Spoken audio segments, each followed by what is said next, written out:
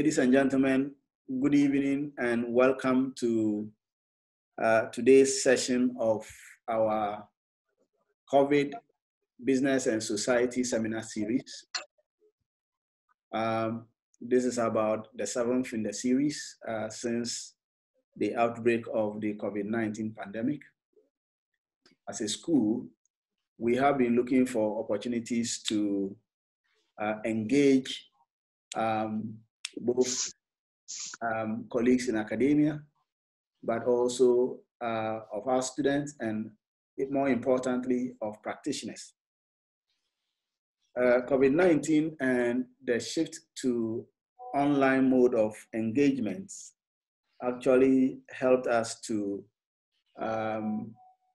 be able to achieve this goal. And I am excited that today you've made time to join us. We have a very interesting topic for discussion this evening. But just let me say, for the purposes of those of you who are joining us for the very first time, that the COVID Business and Society Seminar Series were instituted to provide a platform for us to disrupt thought and in the process reconstruct thought and to shape thinking. The key objective is that we will be able to provide some perspectives of events that govern our society, business, and to be able to ensure that during this process of the pandemic, we are able to document all of the events or most of the events that would affect the way businesses get done and how businesses are getting affected.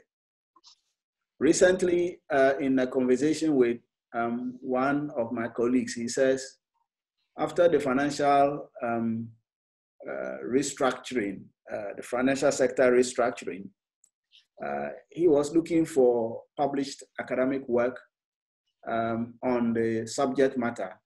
And he found out that it was difficult to find literature on the Ghana case as it happened. And so he kind of threw a challenge to us and said, look, those of you in business, what have you been doing? And so we decided to institute this as a process of ensuring that whilst the trouble of the pandemic is ongoing, we are able to document all of the events, but also that we are able to influence how things happen. This evening, we have an interesting conversation that is happening between us and our stakeholders. Sustainable and responsible investment on the road to post-COVID-19 economic recovery. We have mainly two speakers to speak to us, but we will be receiving a third person who would be given the opportunity to make some brief comments because of his role in the entire sustainable banking ecosystem. This evening we have two people. First, Dr. Lord Mensah will speak. And then we are extremely privileged to have the second deputy governor of Bank of Ghana,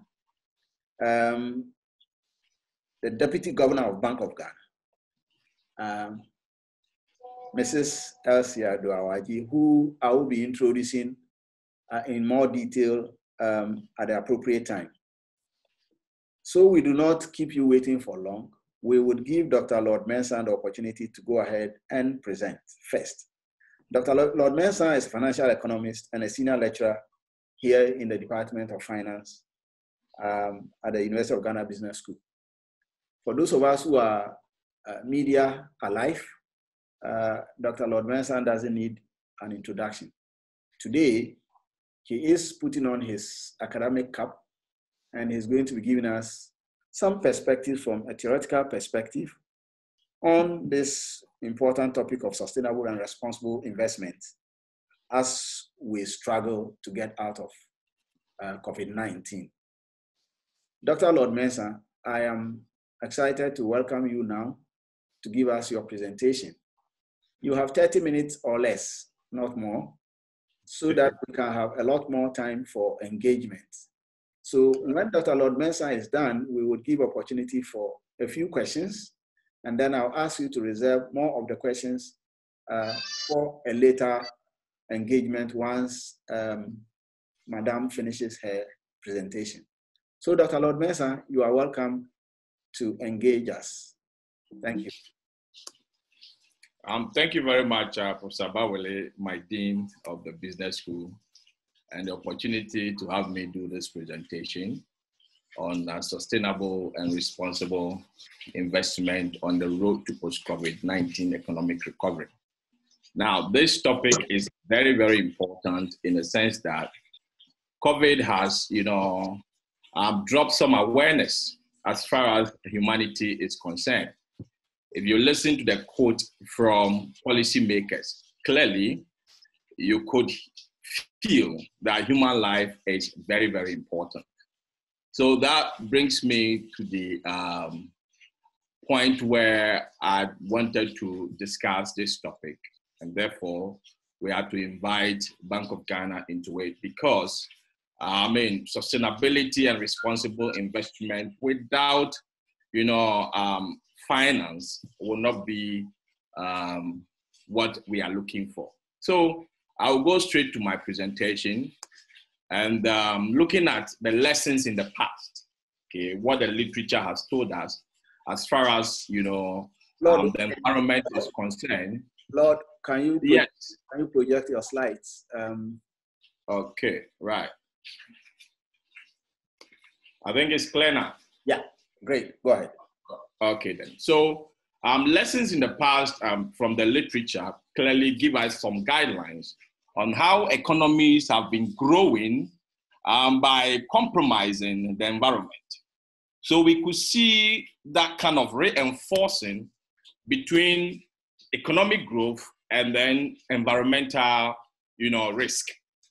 So I put up a simple model, which I would say that environmental risk is a function of economic growth, but then not exhaustive.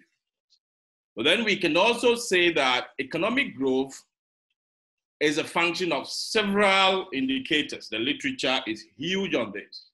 Foreign direct investment, tax revenue generations, government investment, business growth, individual investment. I can go on and on and on and on.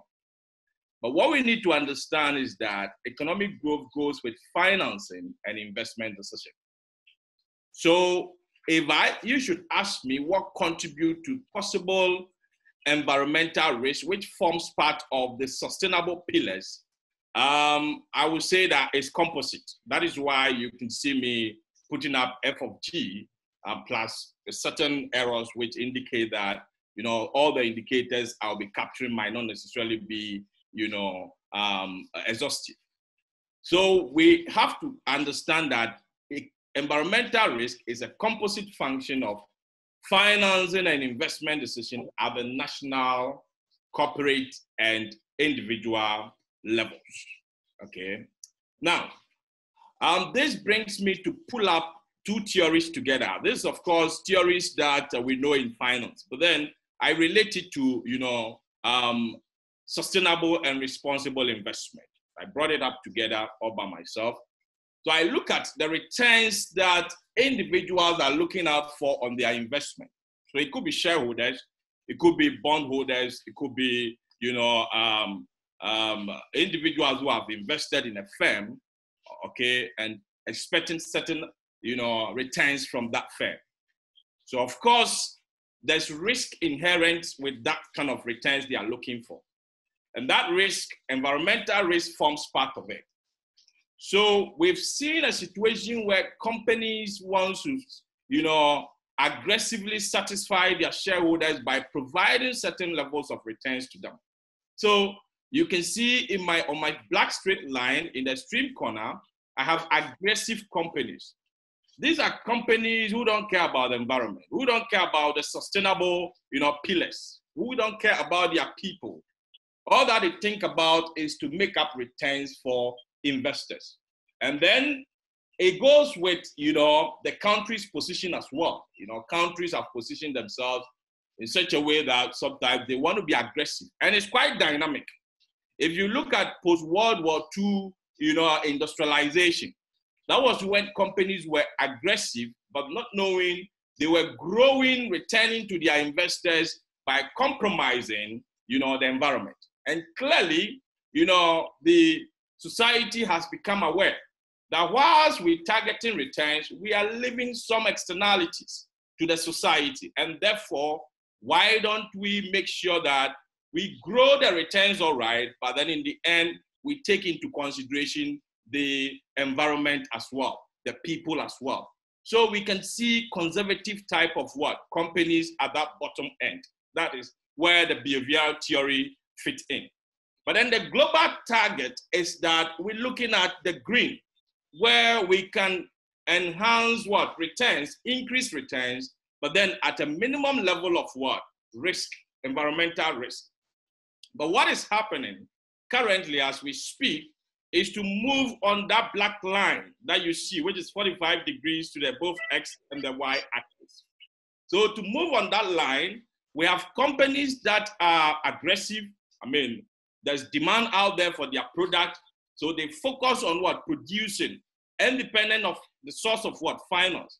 And we have companies that are, aware of their environment. So they've assumed a conservative position.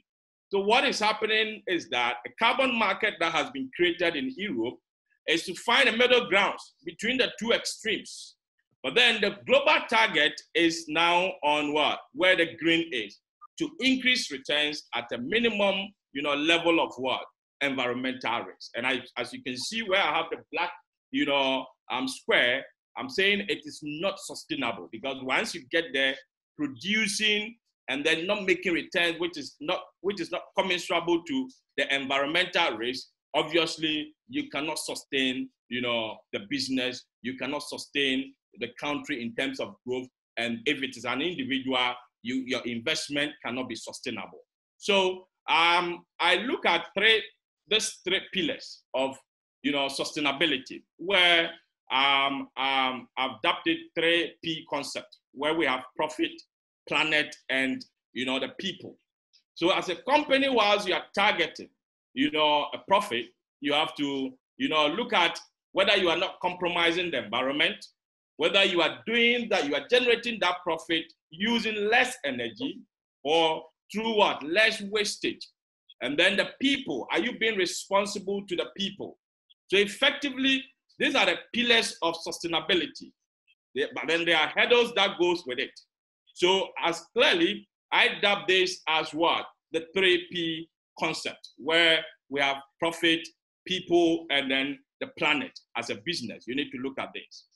Now, so in 2019, Bank of Ghana came up with, Ghana's sustainable banking principle. I think the second speaker, who is the deputy governor of the Bank of Ghana, would definitely go deeper into this. So I'm not going to speak much about it. I will skip this just to save some time. Now, so how does COVID-19 come in here? Now we heard of the globe. I mean, we know stock markets are falling, returns are falling here and there.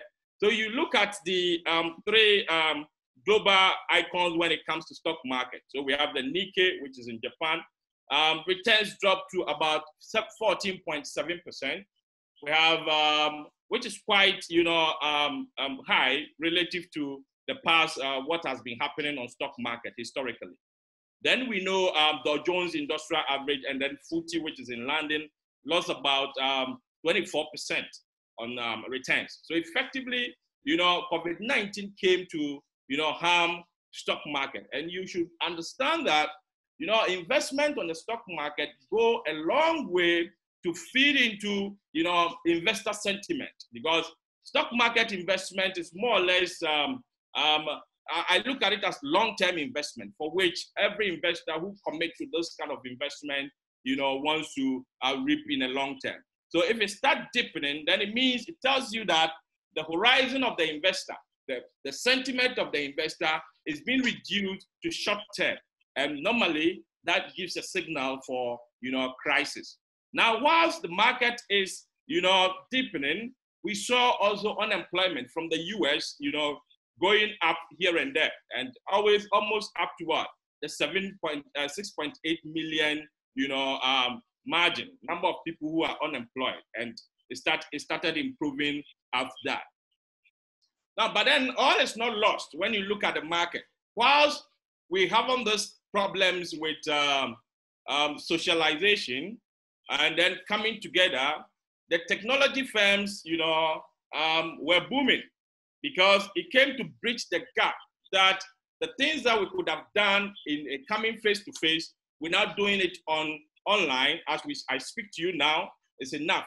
So Zoom, which is a platform that we are using now, recorded some prices that historically they find it difficult to realize that price. So it got to a point where it became so high, going to about $40 and above. The same way Netflix, also recorded, price that historically they've not recorded before. Amazon also the same. So clearly, I picked this from Bloomberg on the 27th of April. Clearly, it gives you the signal that while some companies are not doing well on the exchange, others are doing very well. But then let's look at carbon emission.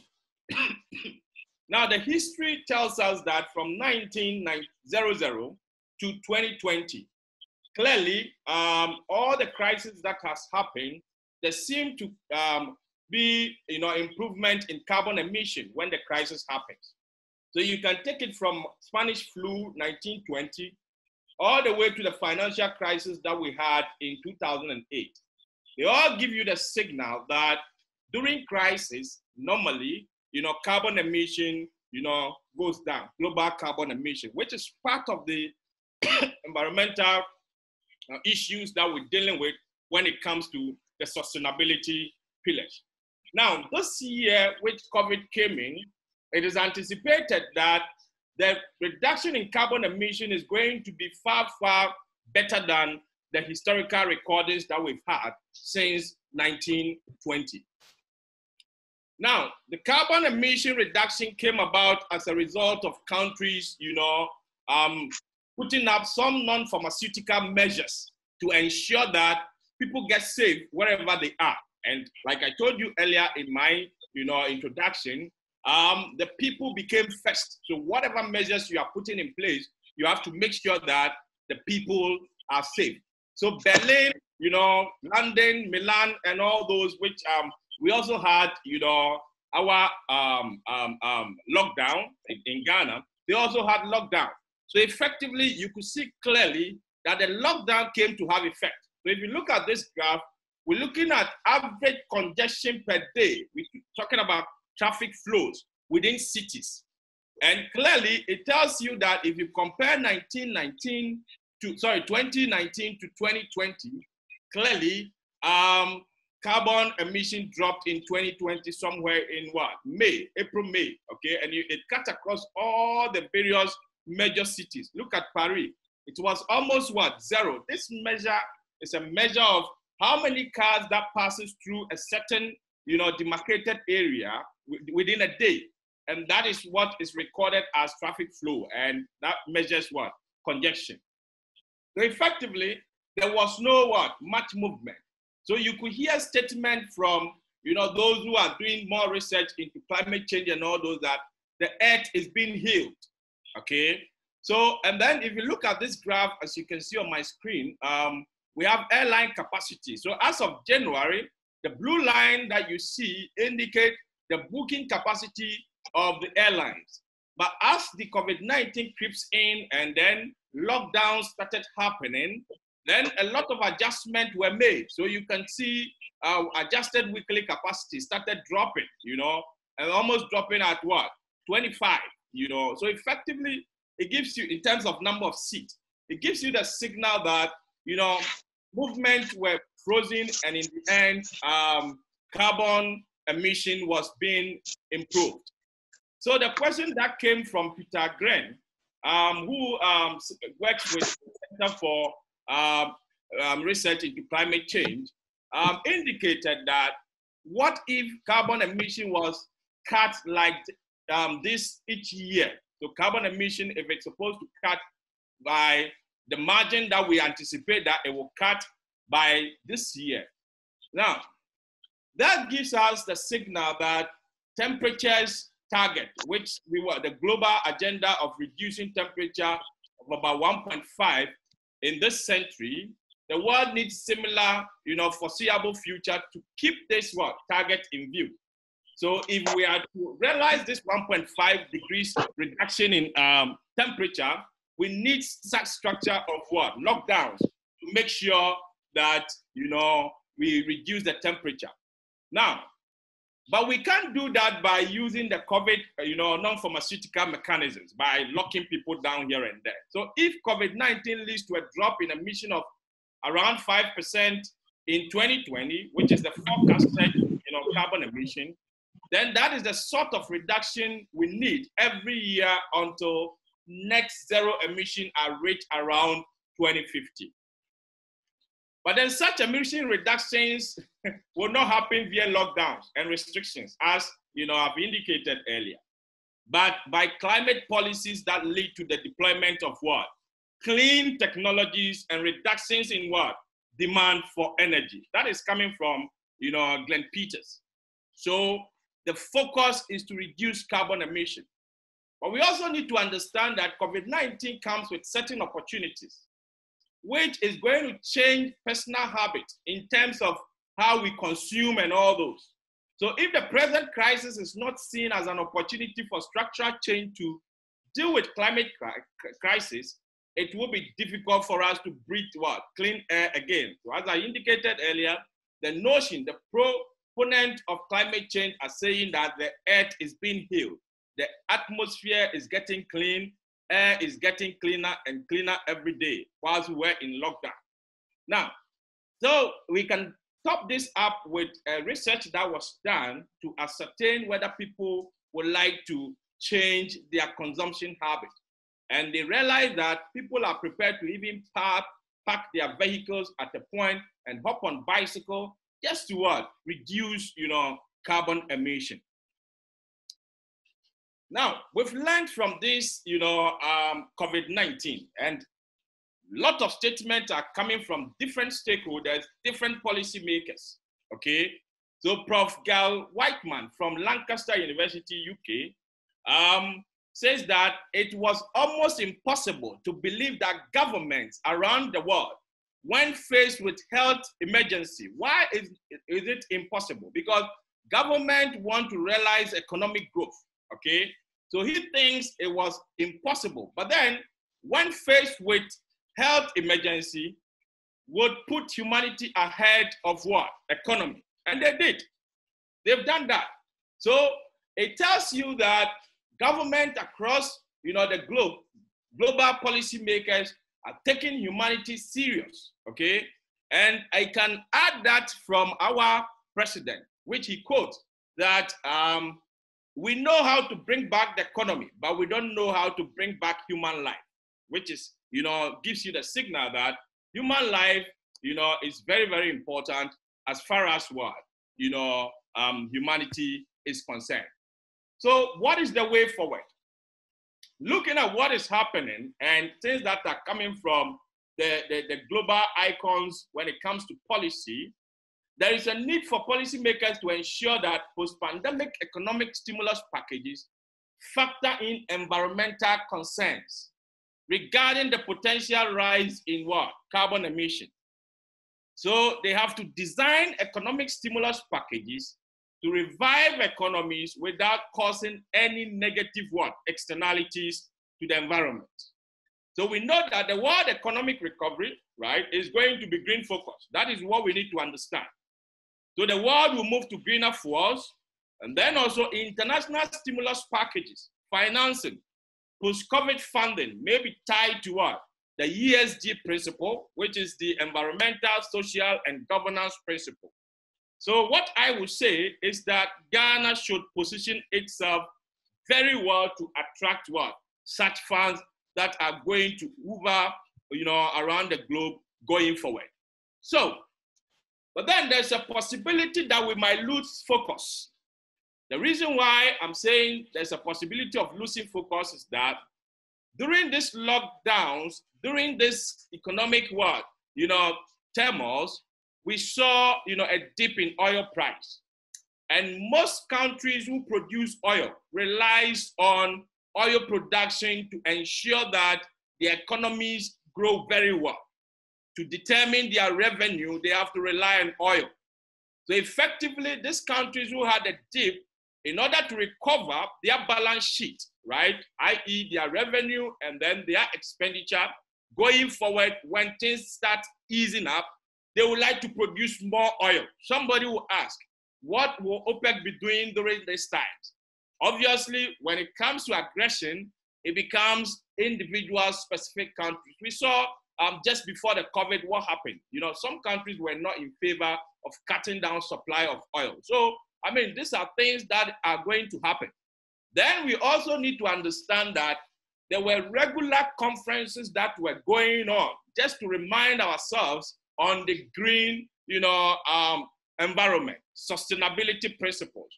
But then because of the COVID, all these conferences has been canceled. Most of them are being held online, but then chunk of them has been canceled. Then we also need to understand that, post-COVID, some countries are prepared to go, aggressive. Because recently, the European Union made up some funds, okay, to ensure that their member states conform to the carbon neutral principle to tap into that fund. But then a statement from some of their, government policymakers gave the signal that they are not prepared to tap into that fund. So possibly, these are things that I have for you to tell you that globally, funds are going to move post-COVID.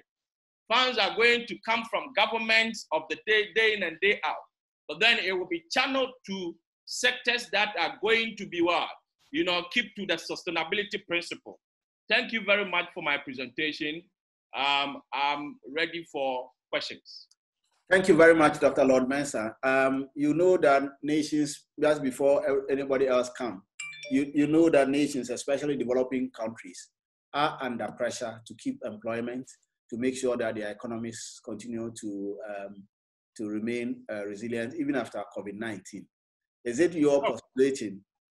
Is it your postulating that governments, especially if they face electoral pressures, are going to subject their decisions to environmental considerations rather than to responding to the challenges that their populations face?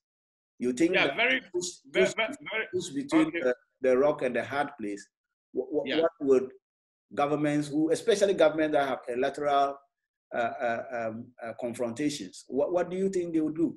Yes, please. Right. As a government, for you to be effective, you should be able to tap into funding, like I indicated earlier. And most of the funding that are going to move globally are going to be green focused, like I said. And so if you're a government, you have to adapt the sustainability principle, which I know currently we're doing that. If you look at NBSSI, if you look at their website, clearly they give you the signal that the funding that they've got for, COVID relief, more or less target the vulnerable, which for me, they've hit on one of the pillars, which is the people. So they encourage women to apply, they encourage the disabled to apply. So we are on course. So what I would say is that you have to make sure that your funding or possible stimulus packages that you're going to give are channeled through, to the people, and you have to take into consideration the sustainability principles. Thank you very much, ladies and gentlemen. So that was Dr. Lord Mensah advocating that rather than have us invest in irresponsible ways, he postulates that we need to invest responsibly, keeping our eyes on the triple bottom line and to ensure that we do not destroy the environment. And he thinks that the funds that governments would be able to tap into would have as part of their requirements responsible environmental and sustainable investment principles, which of course would then force our government. Let me listen to you if you have any questions to ask Dr. Lord Mensah. If you feel like writing your question in the chat forum, I will read them as you do that. So do I have any questions? Just indicate by hand on the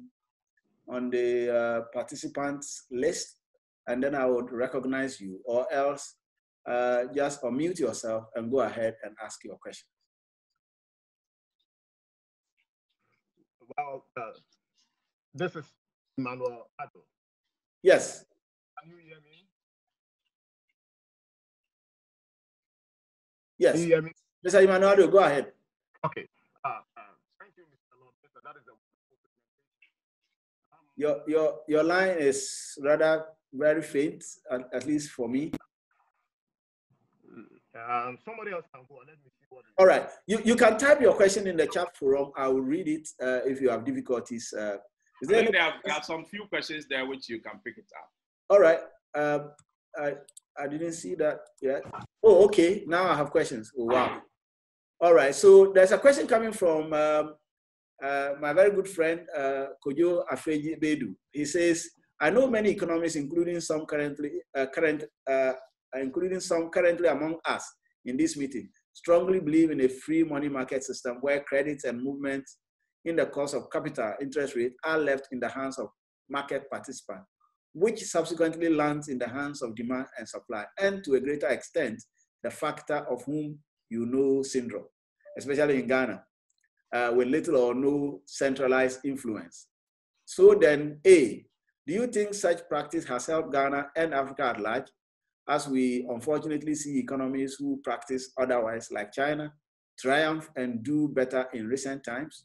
And two, do you by any way foresee Africa become better should governments start operating a well-structured, neutral, non-partisan, merit-based, public well-being oriented, non-selfish, just to mention a few, and centralized resource allocation, especially within the money market and credit distribution in particular? So that is for you, Dr. Lord Mensah. And then I have,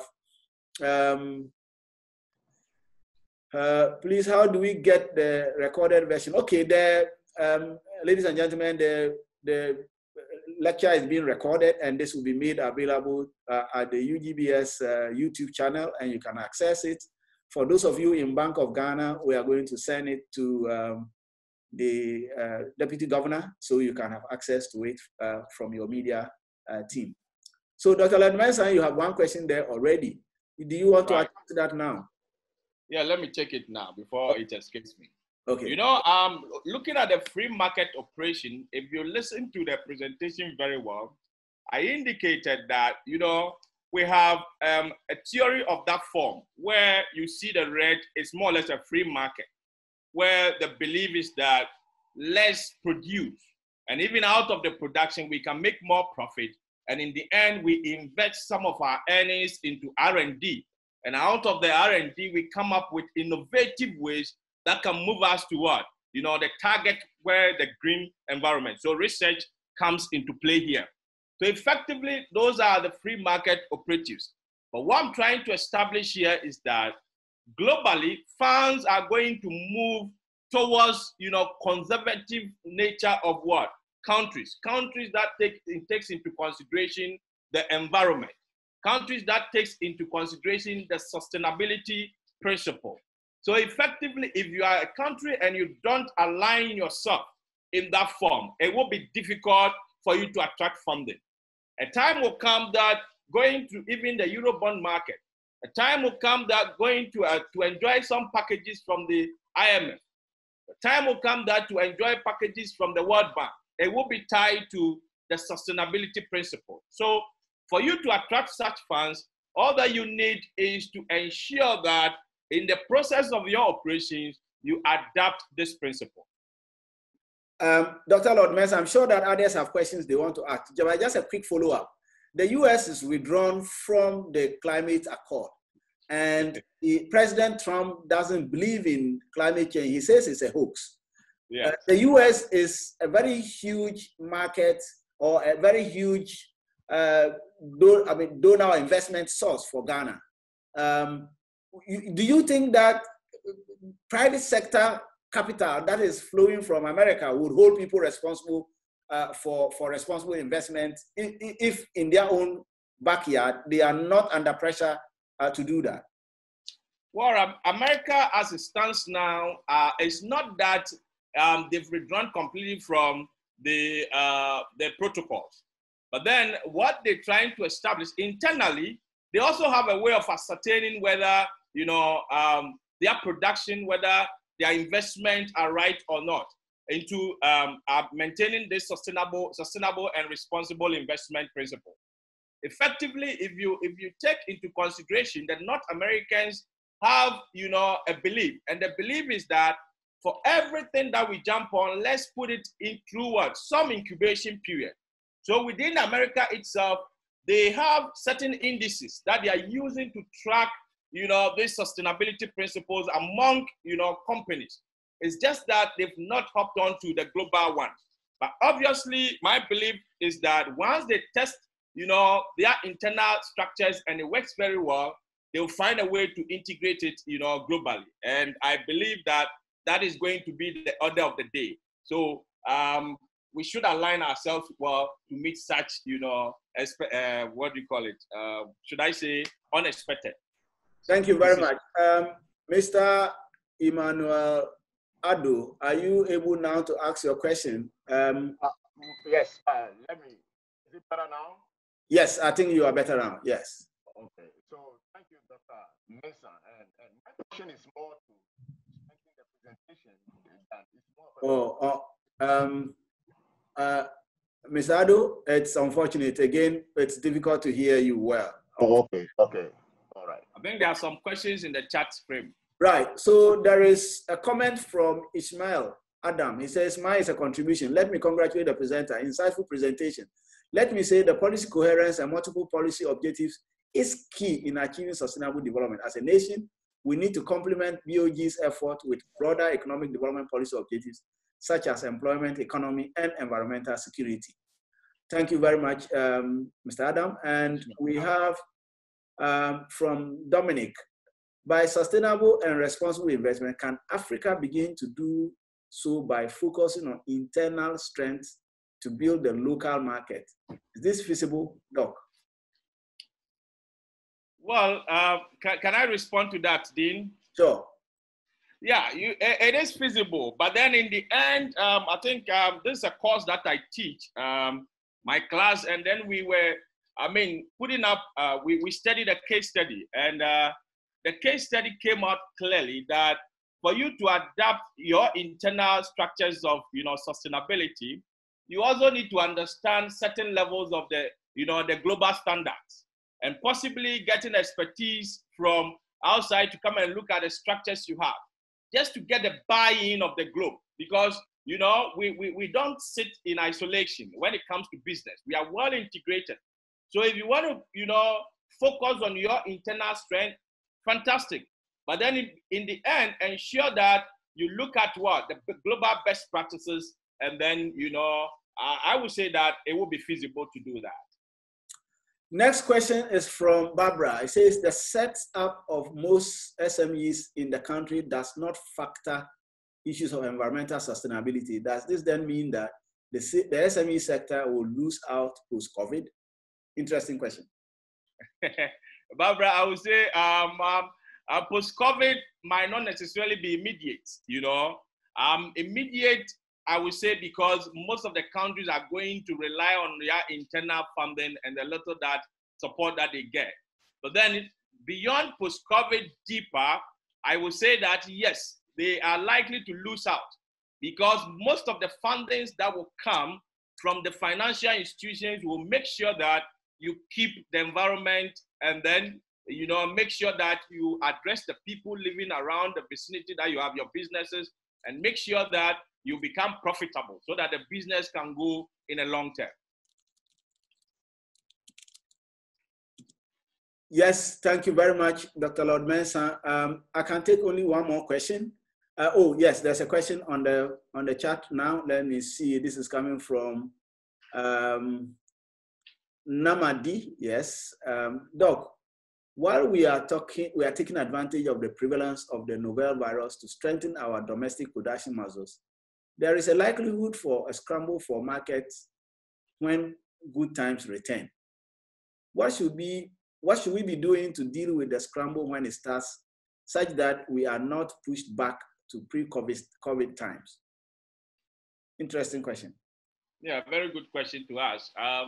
Like I mentioned earlier, if we are to take into consideration sustainable and responsible investment, we'll realize that the aggression in terms of production will be something that we'll take into consideration as far as production cycles are concerned. We're going to produce, all right, but then we produce taking into consideration the environment. So the environment in itself with its regulations comes as a check, okay?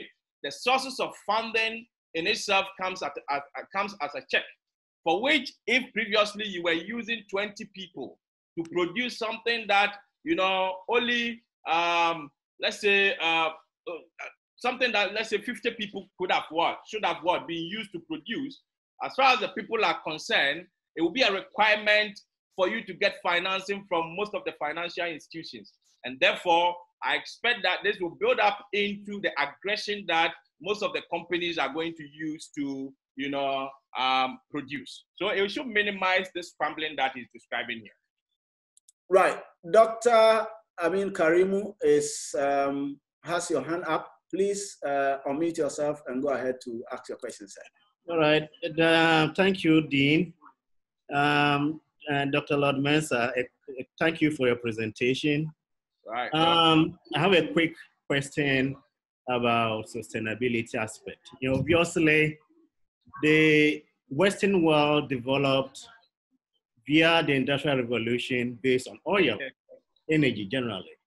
Yes. Right. So we currently have oil and gas industry. What will sustainability investment aspect be in the case of oil and gas, in the case of Ghana, if you want to encourage this kind of responsible investment? Right, very good question, Doc. This question has been, coming up in my class every now and then, which we discuss on. You see, economic growth goes with, burning fuel. Let me put it that way, burning, fuel. Now, in the end, if you want to grow and you've burned fuel, that is for the Western world, I'll put it. So they've gotten to a level where they've realized that it was a mistake for them to grow to that point of what? Destroying the globe. But then in the end, they also want to share with the part of the world, which is the developing world, where we have the potential to grow. Like you are saying, we've discovered oil and all those. So they're telling us that grow, but then grow in such a way that you don't compromise the environment. Somebody said, okay, but don't you think it's more or less a way of sabotaging the developing world? I would say no, because they understand the interrelations across the various countries, on the globe. So effectively, once one part of the globe goes down, it has a tendency of what? Affecting the other side. So, Doc, I think it's a very good question, but then that is my answer for you. Obviously, they have grown out of what? A level where they have come to realize that they grew at the detriment of the environment. So Africa, which is a frontier market, which has the potential to grow, obviously must grow. But then in the end, grow having the environment in mind. Thank you, Doc. But I would say, talk to the Bank of Ghana people that they should encourage investment in the channels that are more sustainable in manner, right? Especially in the oil and gas sector, in terms of practical way of doing it. Thank you. All right. No. Dr. Lord Mensah, I guess that one of the most important things to look at when we make arguments about whether or not the developing world will be at a disadvantage is to look at the downside of, or the impact of environmental degradation. Right. Climate change, the impact of climate change. And then the adaptation. yes, hits poorer developing countries harder. Yeah. And so whilst we are at it and arguing that we would need to be able to go along the routes that the developed society used, our populations are more vulnerable, and therefore the impact of climate change and environmental destruction would hit us even harder. The reason why I think that we should proceed even more responsibly than was done in the past. But I have a few more questions for you, then we can put it there so that we will receive. You don't want us to finish today, right? Yeah. I mean, there are a few. Let's take the last question. Mr. Emanuelado's comment is a comment, so maybe you can pass a comment if you want to. But otherwise, there's a question, also contribution, I think. My contribution has to do with there is no need to worry about flooding the market with oil. The market was flooded with oil due to the conflict between Russians and the Saudis. Then COVID struck. With advent of electric cars, which are becoming cheaper and are increasing in production, crude oil will drop out. Okay. Oh, yeah. And then the last comment is from Na. Na says, I guess it's Na, otherwise it's NAA. In post-COVID-19, we should expect to see huge advance in technology, advance in most sectors, especially the financial sector. I believe BOG as a regulator is poised to assist with supportive regulations to assist such financial technology. So largely to say that, I mean, just like us, we have moved our teaching online. Is a Ministry of Education supporting us. So if the financial sector is going to be moving a lot more online or doing a lot more technology related things, which I guess they are doing now, and I guess the Bank of Ghana and the government are pushing a lot of online related stuff. The question is that, is the bank willing to support in that regard? We will leave that question for Madam to answer. But let me find out if Mr. Musa Salah is in the house. Mr. Musa Salah, are you there? Hello, Mr. Musa Salah. Mr. Musa Salah is one of the people in this space of sustainable banking. He is the chairman of the Ghana Sustainable Banking Committee and the head Environment and Sustainability EcoBank Transnational Incorporated, and is based in Togo. Musa is serving on the Global Steering Committee of the United Nations Environmental Program Finance Initiative. And I've had the opportunity to work with him on a number of projects. We wanted to give him the opportunity to make a comment or two. But if we can't identify him here yet, maybe he will join us soon.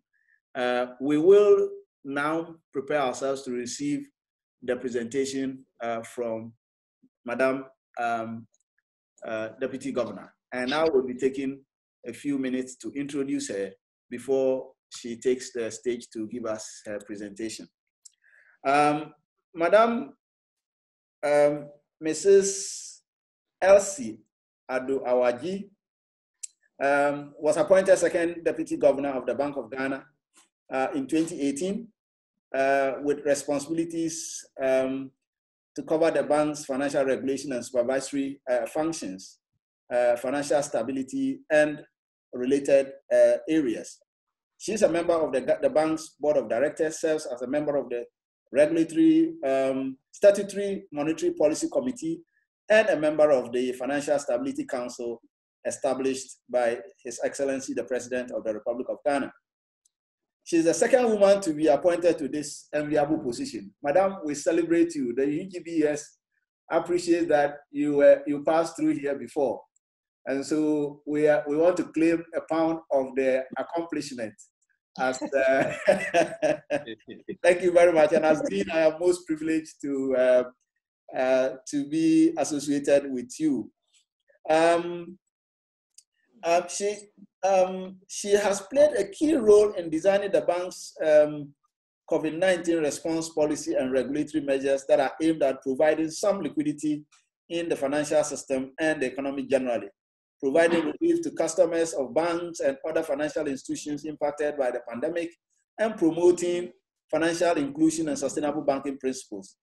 She was recently appointed by the president as a member of the 7 trustees of the COVID-19 National Trust Fund established by Act of Parliament to complement the effort of government to combat the pandemic by providing an avenue for all well-meaning Ghanaians to donate to resources to help the effort of combating COVID-19 and its impact on vulnerable populations in Ghana.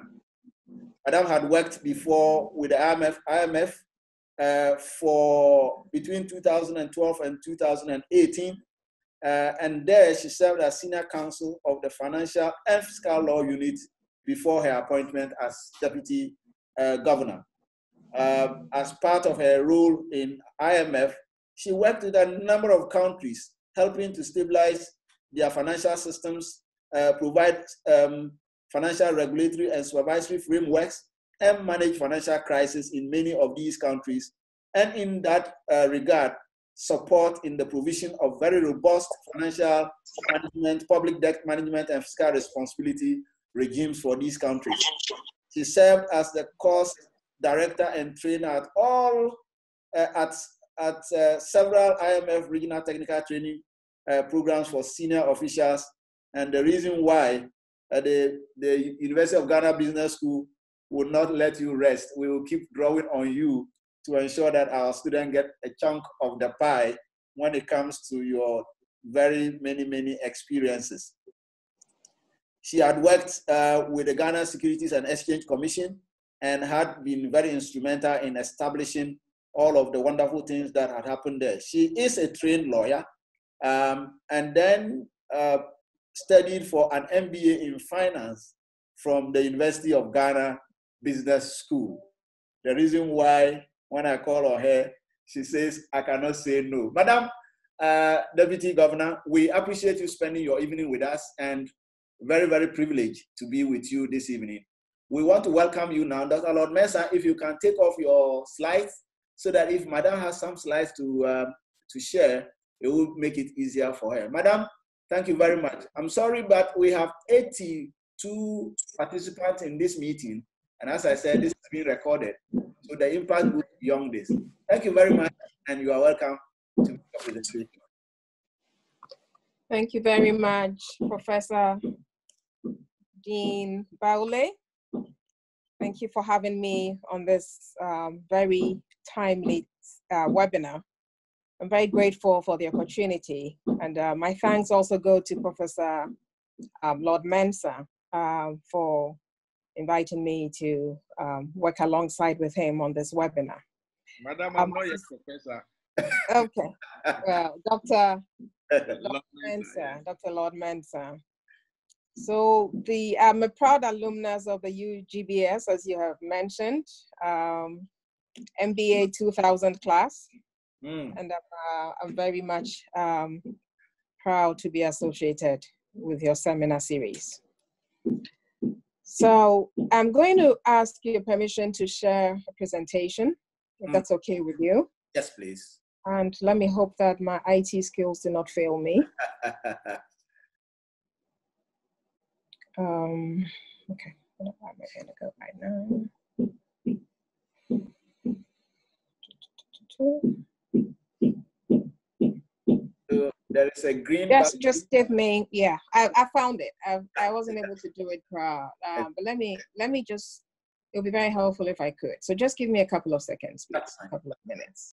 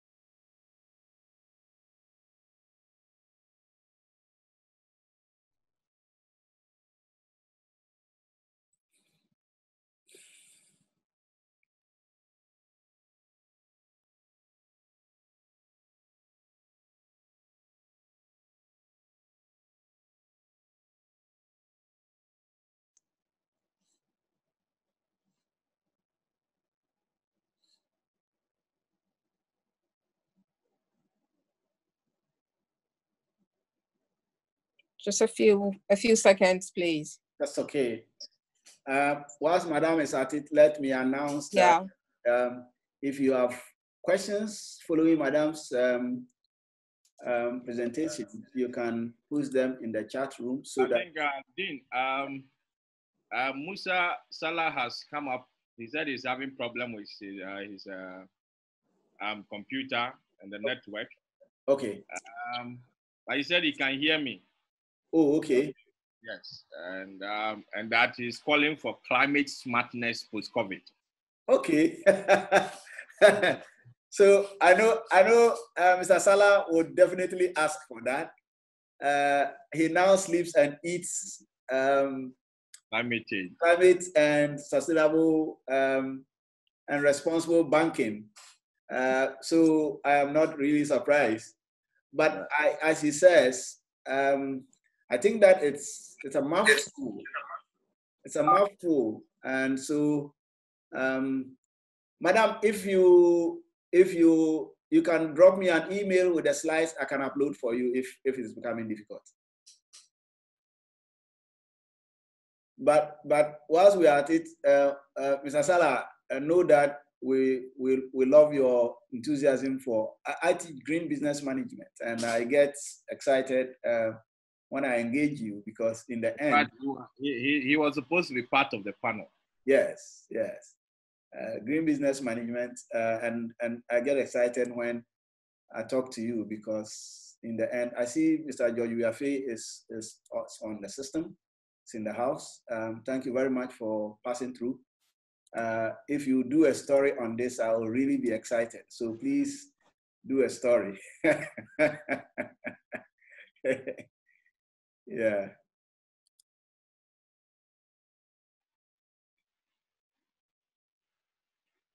Yes, and that question goes, and I see, Mr. George, if you have seen your question already, what is the Bank of Ghana doing to promote green financing? I should be honest with you that when I participated somehow, not a lot, in the development of the sustainable financing principles, the discussion was really illuminating.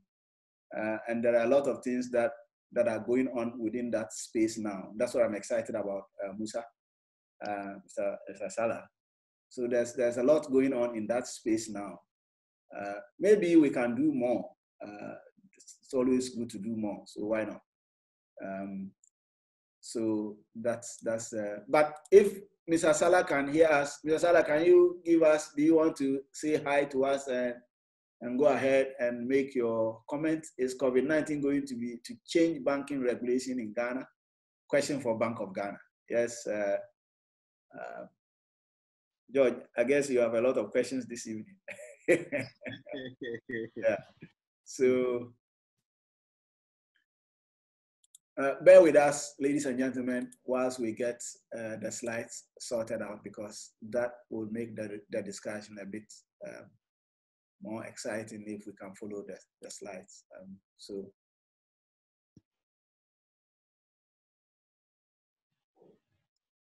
Prof, can you hear me? Yes, I can hear you. I have just sent the slides to you. Can you please check if you're able to upload them for me? Okay. Okay. For some strange reason, I'm not able to right now, but I have just emailed them to you. Okay, sorry about. Are you able to confirm receipt? Not yet. I'm trying to see. I'm refreshing my computer to see if it drops. I apologize for this. No, okay, yes, I have it now. Have you? Oh, okay. So I'm ready when you are. Yes, I have it now. So we should be cruising at higher altitude soon. Getting it down. Okay.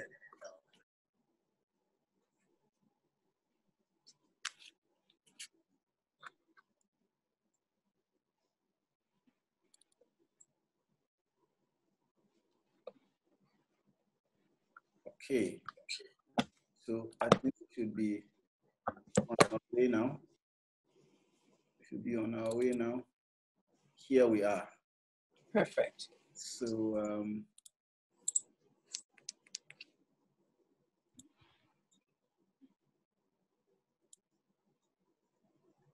Yes. So, Madam, we are good to go. Thank you so much, Professor. Well, a very good evening to you participants again. And like I said before, thank you for having me. So I'm going to be speaking on the same topic as Dr. Mensah has spoken on, which is really sustainable and responsible investments on the road to post-COVID-19 economic recovery. I'm going to focus mostly on the global economic responses to the pandemic. Then I'm going to zero in a little more on Ghana's own responses.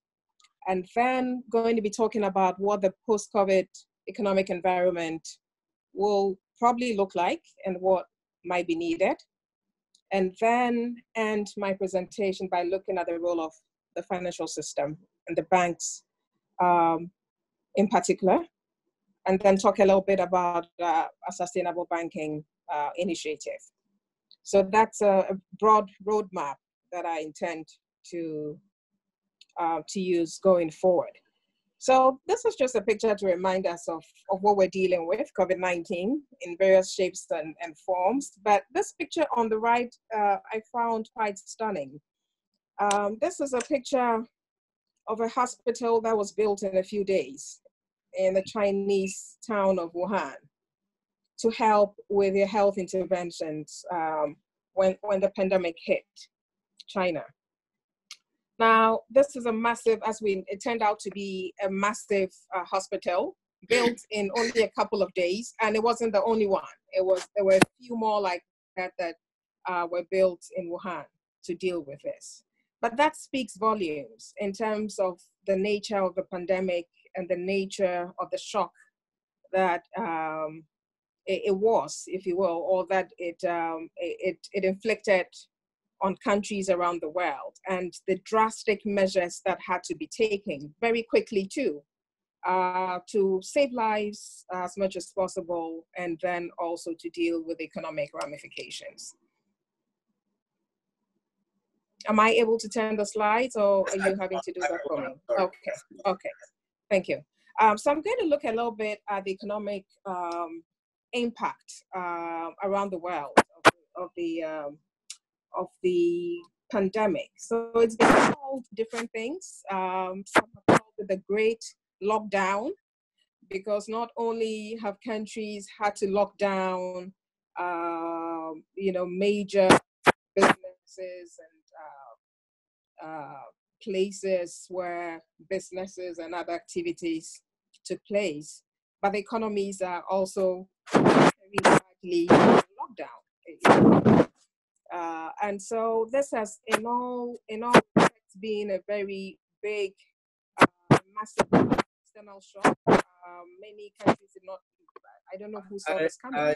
Madam, please excuse me, but please, ladies and gentlemen, I've tried to mute everybody, but I think that there are two or so of us who are on mobile phones whose audio I'm unable to mute. I would crave your indulgence so we can have a very good conversation. Please kindly mute your microphone or your video if it's giving us terrible feedback. Thank you, Madam. Please proceed. Thank you, sir. So I was just talking about the Great Lockdown, which has been used to characterize the impact, the economic impact of the pandemic around the world. Basically, we have seen a massive shock, external shock from this that was really unexpected. That's why it's a shock, but also unprecedented. And it's even equated to the 1930s Great Recession, even worse in some analysis. So what we've seen is really severe disruptions to global economic activity through a number of factors, border closures, disruptions in global supply chains, because big suppliers around the world have had to shut down or have had to scale back due to health responses and all of that. But in all respects, it's been the worst economic downturn we've seen in a long time. So what have been the policy responses around the world? Basically, we have seen, again, unprecedented responses, both in terms of the health sector interventions. I just showed a picture of the Chinese hospital built in a number of days only, as well as unprecedented economic stabilization responses. What is interesting is that these responses have been quite similar across board. It doesn't matter whether these have been in advanced economies, emerging markets, or developing economies. Pretty much the same types of interventions. What has differed has been the scale and the size, and I'll talk later about the funding sources as well. So what have we seen? We've seen aggressive policy rate cuts by central banks around the world, including ours. We have seen expansive balance sheets of central banks. We have the example of the US Fed that has expanded its balance sheet by some $7 trillion. We've seen massive stimulus from fiscal authorities, still continuing. We've seen lending to SMEs around the world. We've seen some reduction in reserve requirements for banks. So these have pretty much been the responses across board. Of course, richer countries have had to do more and have been able to do more than not so rich countries. Next slide, please. So the funding sources have differed, like I said, and in the case of developing and emerging economies, we have seen the IMF and World Bank play a very big role in funding these responses. So we've seen that altogether, the IMF has provided some debt relief to 27 of its poorest member countries, and they're calling on other bilateral creditors to follow suit and to do something similar. We have seen official creditors mobilize quite a bit of money. These are the IMF and the World Bank type institutions mobilize, in the region, money in the region of about 57 billion US dollars for Africa in 2020, right? And all of these interventions from international financial institutions have been made available to support all these health sector interventions, as well as the fiscal policy interventions that have had to be made. Our policy responses have been quite similar. So we've seen some responses from the fiscal authorities in Ghana, Ministry of Finance, the government as a whole. I won't go into all the details, but I think for this purpose, it suffices to say that we have recently seen the launch of the 600 million Ghana CD business support loans to meet micro, small, and medium sized enterprises. There's potential to scale that up to 1 billion CDs, which is supposed to be a result of 400 million Ghana CDs to be provided by partner banks who may be able to top up the 600 million CDs that was provided by government. The Bank of Ghana, as a central bank, has made its own responses very transparent. It has, in March 2020, a Monetary Policy Committee reduced the monetary policy rate by 150 basis points. We also announced a number of regulatory measures, all aimed at releasing additional capital and liquidity to banks and specialized deposit-taking institutions to be able to allow them to support their clients and the economy at large.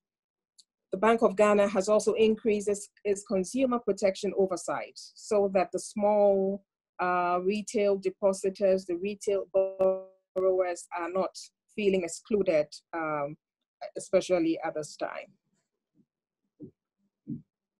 Now, the Ghanaian banking sector has responded to our policy and regulatory measures. And I'll provide a very brief summary of that. So a number of the banks, actually the banking industry as a whole, by the association, agreed to waive a number of fees on electronic payments. As a result, we have seen a lot more of electronic payments particularly starting with the lockdown, the 3-week lockdown, and even after that. So we saw a lot more of mobile money users, a lot of bank transfers and all of that. And the banks were very supportive by waiving fees on some of these transactions. We also, as a regulator, increased some limits on, say, transactions that were conducted per mobile money and all of that, just to allow a lot of that to go ahead without necessarily compromising on KYC and anti-money laundering, etc. rules. As you know, we reduced, because we reduced our lending rate, monetary policy rate by 150 basis points, we've seen on average that the banks have been able to reduce the lending rates on existing loans by about 2 percentage points, which we find very encouraging. A number of the banks have also extended moratoria on loan repayments, and these have ranged from 3 months to 12 months. So loans that were supposed to have been paid within this period have been extended up to 12 months in some cases. We have seen that loan maturities have also been extended, and we have seen even new loans and advances increase. From the period of the end of March right down to early May, we had seen some over 3 billion cedis in new loans, from the banking sector. These were to the critical sectors of the economy, particularly the pharmaceuticals and others that needed these funds to be able to support the health sector interventions. Now, so I've just laid this background to explain, all of the things that have been going on at the policy and regulatory levels to deal with the pandemic. But where do we go from here? And I think that's really what our topic tonight is about. What kinds of interventions are needed to ensure that we recover from COVID, not only in terms of the health sector, but also the economic crisis that it has plunged nations into. How do we recover from there? And I've heard people say, oh, we want to go back to normal. We want to make sure the economy goes back to normal. I say, well, we want to go forward to a new normal. As I heard Dr. Mensah say, Lord Mensah say, a lot of what was in the old normal wasn't very good enough for long-term sustainability purposes. So hopefully we want to go forward to a new normal, which is carefully crafted and which has space for all. So basically, my key questions that I'm going to try to address in the next few minutes would be, beyond the containment efforts that I have just described, what do we need to move forward from here? The recovery has been said. It's been said that it might be very slow, it might be very quick, it might be sort of here and there. And so you may have heard of the U curve, the U-shaped curve, which means that it will taper slowly and then it will rise slowly. And then you may have heard of the V-shaped recovery, which means, well, just as growth fell drastically, it might just rise drastically again. And there are all sorts of other shapes that economists have bandied about. But I think the issue here really is that recovery could be swift or could be slower, but the future surely must be thought about, and we need to work towards recovery. A lot of financing is going to be needed to support economic recovery. What we have seen has just been funding to stabilize things. But now the real work of it. Already, for example, in Sub-Saharan Africa, we're seeing that there's a funding gap of about $44 billion already. And how are we going to get into this new normal that I am hoping we get into if we're starting off with such a huge deficit? Not to talk about the sovereign debt ballooning already. What space is there for policymakers to shape a post-COVID recovery which is good enough for everyone. So the way I think about this is that in the new normal, we need to be able to equip ourselves to turn the disruptions we have seen in global supply chains into national advantage. So each country is going to have to position itself to say, how do we take advantage of this? And how do we build a more resilient economy going forward? So the key, that leads to my next point about then how do we build a more self-reliant and resilient economy? Needless to say, we're going to have to scale up public and private sector investments in key infrastructure. Infrastructure is going to have to drive this new self-reliant and resilient economy, where we're able to produce what we need, perhaps have even more to export, be able to generate our own energy, generate everything else we need so that we're able to do all of these things. And the last important point on the slide I want to stress is that it's also going to be the new normal. It's also going to have to be one where we have all on board, so that we're going to have to have a renewed focus on building a more equitable and inclusive economic growth paradigm where no one is left behind. Because what we have seen, I think the onset of the pandemic brought to light the fact that our social protections were probably non-existent. We saw how in the lockdown, we had to think about KIA and street children and homeless people and so many more people, just because we hadn't built these social safety nets long ago. So in the new normal, we're not just going to have to think of building infrastructure and doing all of these nice things. We're also going to have to think about, well, how do we get everyone involved in this economic recovery? How are we going to create space for everyone to be part of this going forward? So I think it's going to come down very neatly into three concepts. Innovation. How do we innovate? How do we ensure that we have more sustainable finance to be able to support some of the infrastructure needs that I talked about that we needed to develop? And also, how do we then design lasting and more robust, social safety nets? So these are sort of, for me, the key things that we need to think about. I'm going to be focusing more on sustainable finance, but it's within this entire context that I really wanted to start the conversation.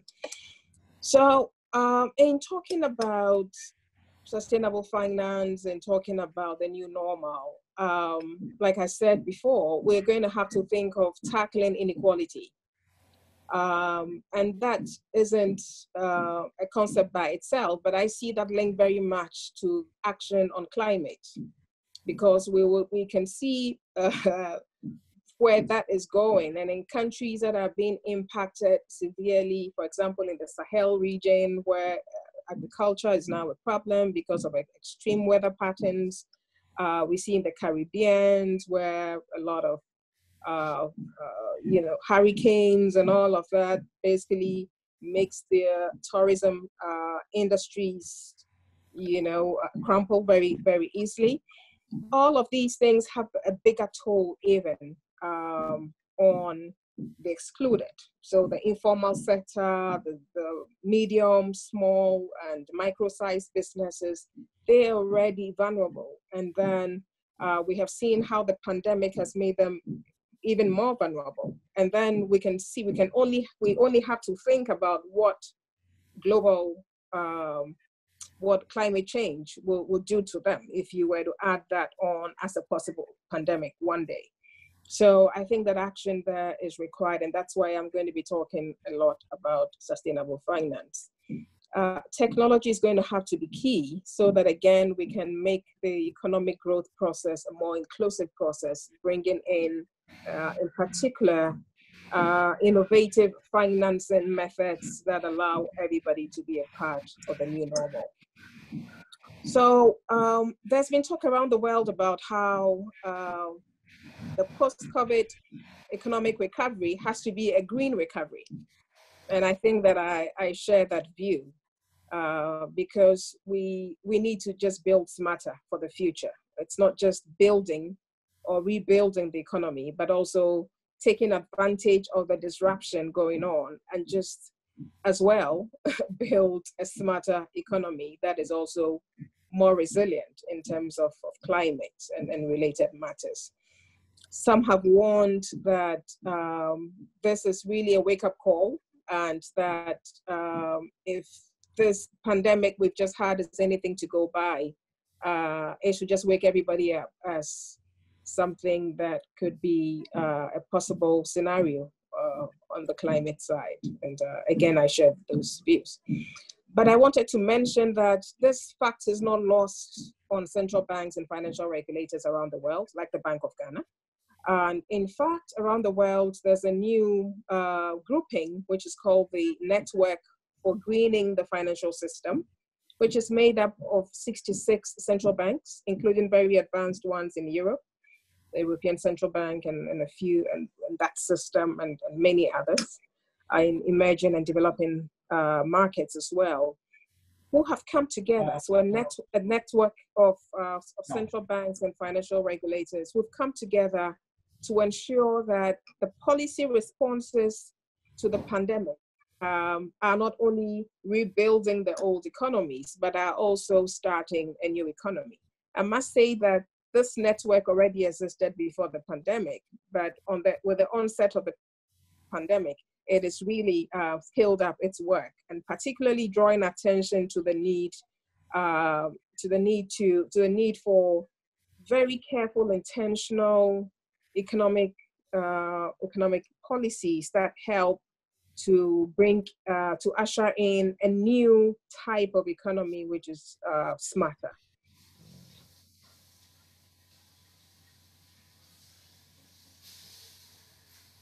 Now, let me add that while I talk about investments needed to be made, massive investments needed to be made in infrastructure to help us unleash, if you will, the potential for a new, smarter green economy, I must add that there needs to be careful phasing of such investments. And this must take into account, and this must be done country by country, taking into account available fiscal space and debt sustainability considerations. So that is a very important point I needed to make. We can all sit here and say, well, we need to make all the changes overnight, but after you've contained the pandemic and you start to plan for post-COVID recovery, you need to phase out those very critical investments that need to be made. And here's where I believe that the private sector has a big role to play, because there's only so much fiscal space in the countries that need to make these changes the most. And I believe that in particular in developing countries, we'll have to see the private sector play a key role in providing sustainable finance. As global market conditions ease from the pandemic, I'm hopeful that there'll be a lot more private investments which we could tap into to make these investments in infrastructure. And our banking system has a key role to play, as you will see when I talk about this in the next few slides. So I'm going to just go in straight now to talk about the role of sustainable banking in sustainable development, which I believe should be the focus going forward.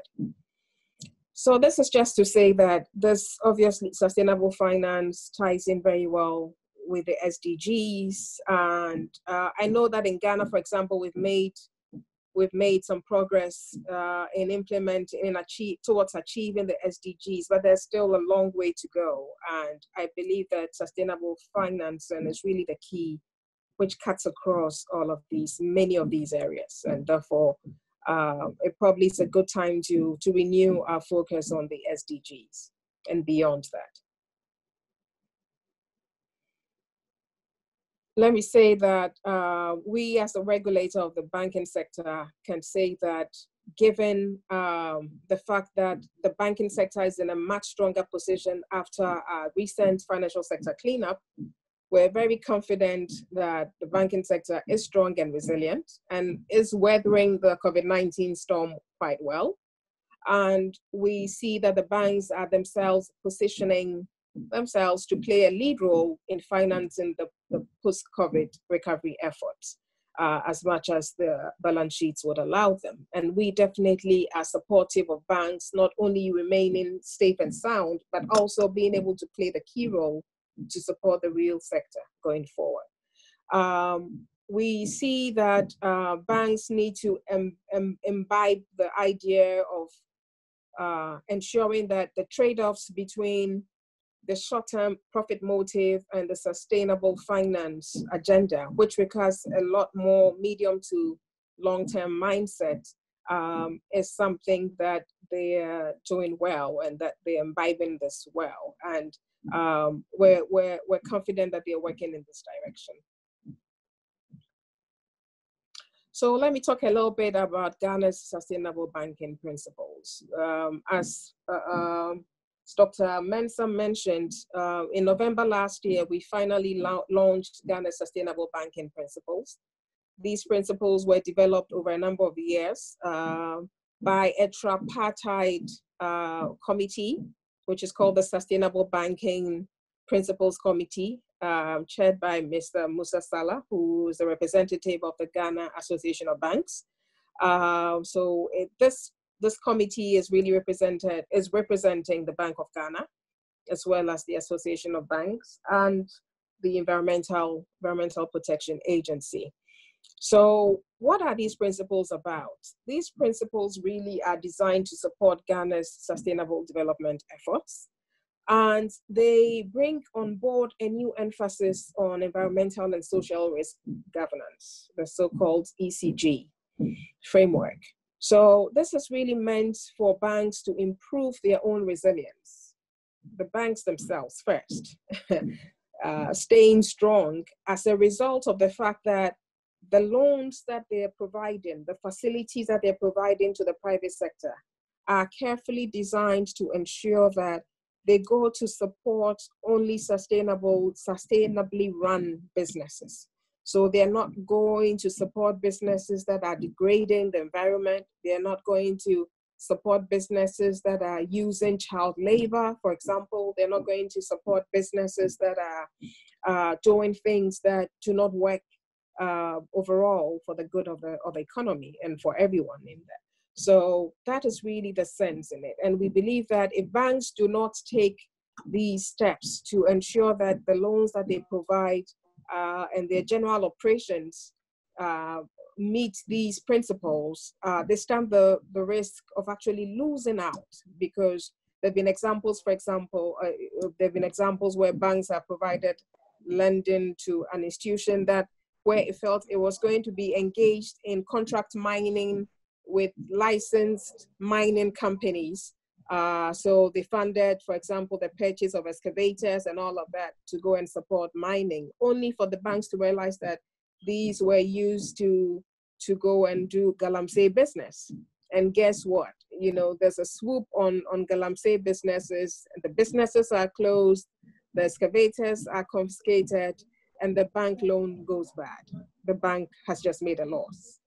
So it is important, so the banks themselves understand that this is good for them and for their own resilience, as well as the fact that adopting these principles helps to cut their costs in the long run and helps them be more resilient. And then the second idea, big idea here, is that the banks also will then be focusing more or prioritizing innovative opportunities that are meant to provide some solutions to our development challenges. So, for example, innovations in clean energy, innovations in all sorts in oil and gas, and in farming, agriculture, and forestry, which are more environmentally friendly. And so the banks will themselves also decide to prioritize these investments and provide the funding needed for them. And we as regulators would supervise the banks to ensure that ECG principles are mainstreamed in their own risk management frameworks to ensure that they're safer and sounder in the long run. So this is what, in a nutshell, the principles are designed to do. So let me run through the principles on the next slide. So the sustainable banking principles comprise a set of 7 principles developed in line with best practices around the world. And let me say that these are principles that are used by the World Bank, the International Finance Corporation, major central banks, major corporations around the world. We have tried to customize them to meet or to become more suitable for our Ghanaian environment, but they really are derived from those general best practice ideas. So you see that there's 7 principles which include the identification, measuring and mitigation and monitoring of environmental and social risks and opportunities in banks' business activities, promoting good environmental and social governance practices in banks' own internal business operations, strengthening good corporate governance and ethical standards, fostering gender equality, this is the social part of it, facilitating financial inclusion, this is also part of the social bit of the principles, enhancing resource efficiency and sustainable consumption and production, and compliance reporting, which is merely saying that the banks are going to be reporting to us, the regulators, and to their stakeholders, including the public, on the extent to which they're complying with these principles. So as I said, these principles were designed by the Bank of Ghana, working closely with the Bankers Association and the EPA. And the banks have voluntarily adopted and signed off on these principles for implementation. Next slide, please. So the 7 principles are to be applied in 5 sectors as a start. So these were sectors that were deemed to be the key growth pillars of the economy. And these are agriculture and forestry, mining, oil and gas, construction and real estate, energy and power, and manufacturing. So these are the key sectors of the Ghanaian economy for which these principles are going to be applied. So banks in lending, say, to agricultural businesses or manufacturing businesses or all of these other sectors are supposed to apply these principles. And the idea is that with time, this will be extended to cover all other sectors of the economy. So I must add that the principles, the set of principles and all the details around that came alongside with guidance notes for application of these principles in each of these 5 sectors. So it's quite a big volume which spells out how the 7 principles will be applied in each of the 5 sectors. So where do we go from here? I've talked about the need for substantial investments to enable the post-COVID economic recovery as a new normal, and the fact that sustainable banking is going to be very key. I've just talked about the fact that the banks in Ghana, fortunately, have already embraced the concept of sustainable banking, and we have launched the principles. How do we make good on these principles? So the Bank of Ghana is working currently with the Ghana Association of Bankers, as well as the APA, on a number of checklists and reporting templates with which the bank would use for implementing these principles. So if the credit officer, for example, at a bank receives a credit application, they would have a number of checklists to use which help them to ensure that the principles are being mainstreamed in the credit underwriting process. So that work is ongoing, and it's been delayed a little bit by the pandemic, but it is nonetheless very much ongoing. So banks were initially expected to commence implementation of these principles by the 3rd quarter of the year. Given the impact of COVID, we think that the end of the year may be a more realistic time frame, but this is still under discussion. Meanwhile, the banking industry is expected to systematically begin to increase its support for the post-COVID economic recovery. I just mentioned that even since the end of March, the banks have increased their lending, not increased per se, but have provided quite a number of, a big amount of lending, over 3 billion and counting. And they continue to be very much a part of the post-COVID economic recovery process. So ultimately, we expect the banking industry to harness emerging opportunities for funding climate smart innovations in agriculture, in the extractive industries, and in manufacturing and some of the other sectors that I mentioned that the principles will be applied to. So by way of conclusion, I just wanted to say that we've come a long way, but we still have a long way to go for the new world order and the new economic order, even speaking for Ghana, that we all want to see a new normal where with the right investments in infrastructure that would help the economy be a little bit more self-reliant and more resilient and more insulated from external shocks, as well as see that that kind of an economy is one that has space for everyone, is more inclusive, is more sustainable, is greener.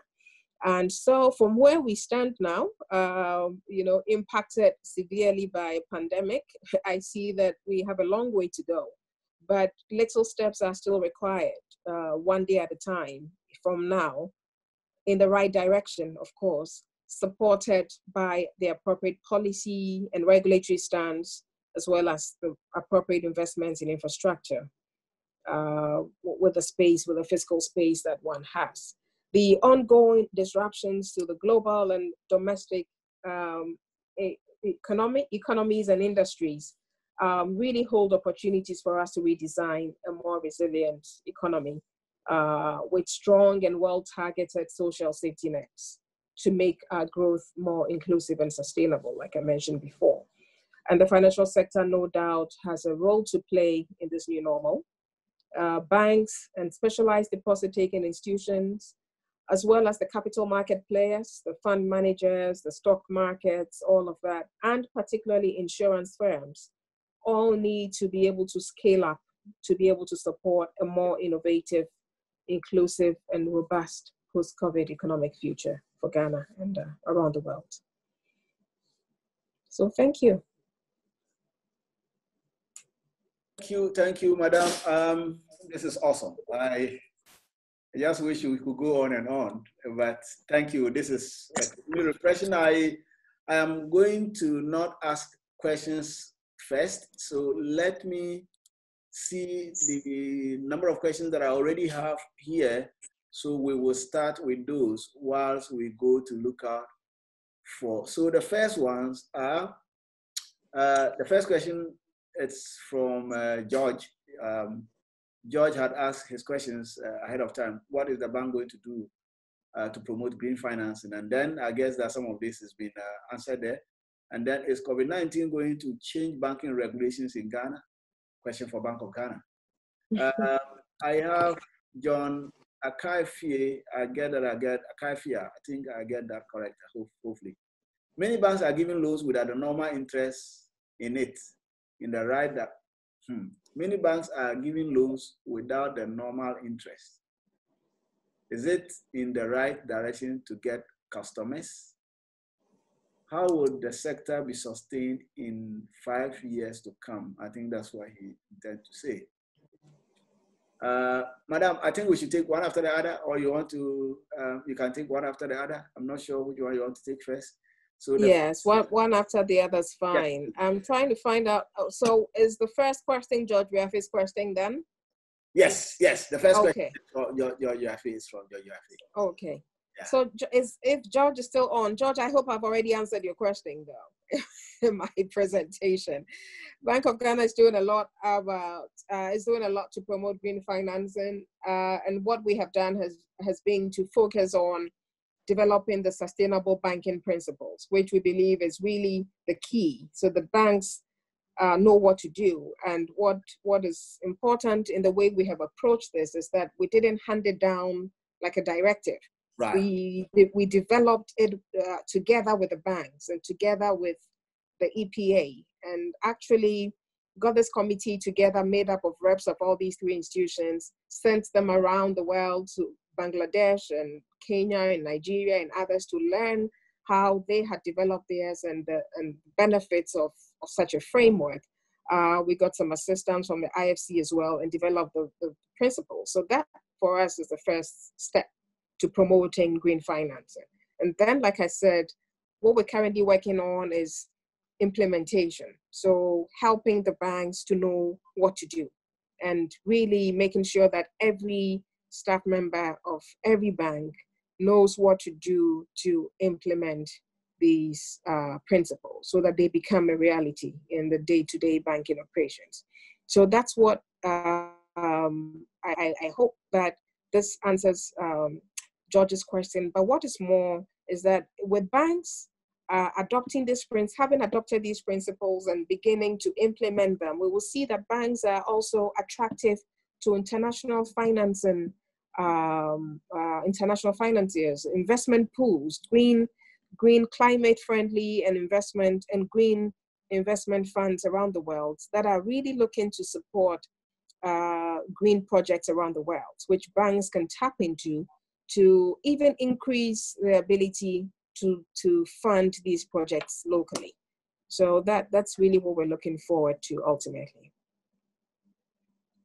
The next question again, I says, is COVID-19 going to change your regulations? I'm afraid that is a little too general. I mean, COVID-19 isn't supposed to change banking regulation generally. We have responded very specifically to very specific impacts of COVID-19. So as I mentioned in my presentation, we have provided capital relief to banks. So for example, we have reduced the capital requirements of banks so that instead of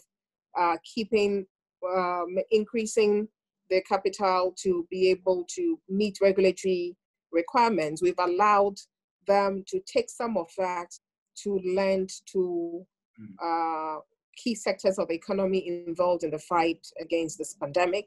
We also know in advance, recognize that some of their loans might go bad. Some of their loans might have to be restructured. So we allowed them these reliefs so that they're able to rebalance their portfolios much better.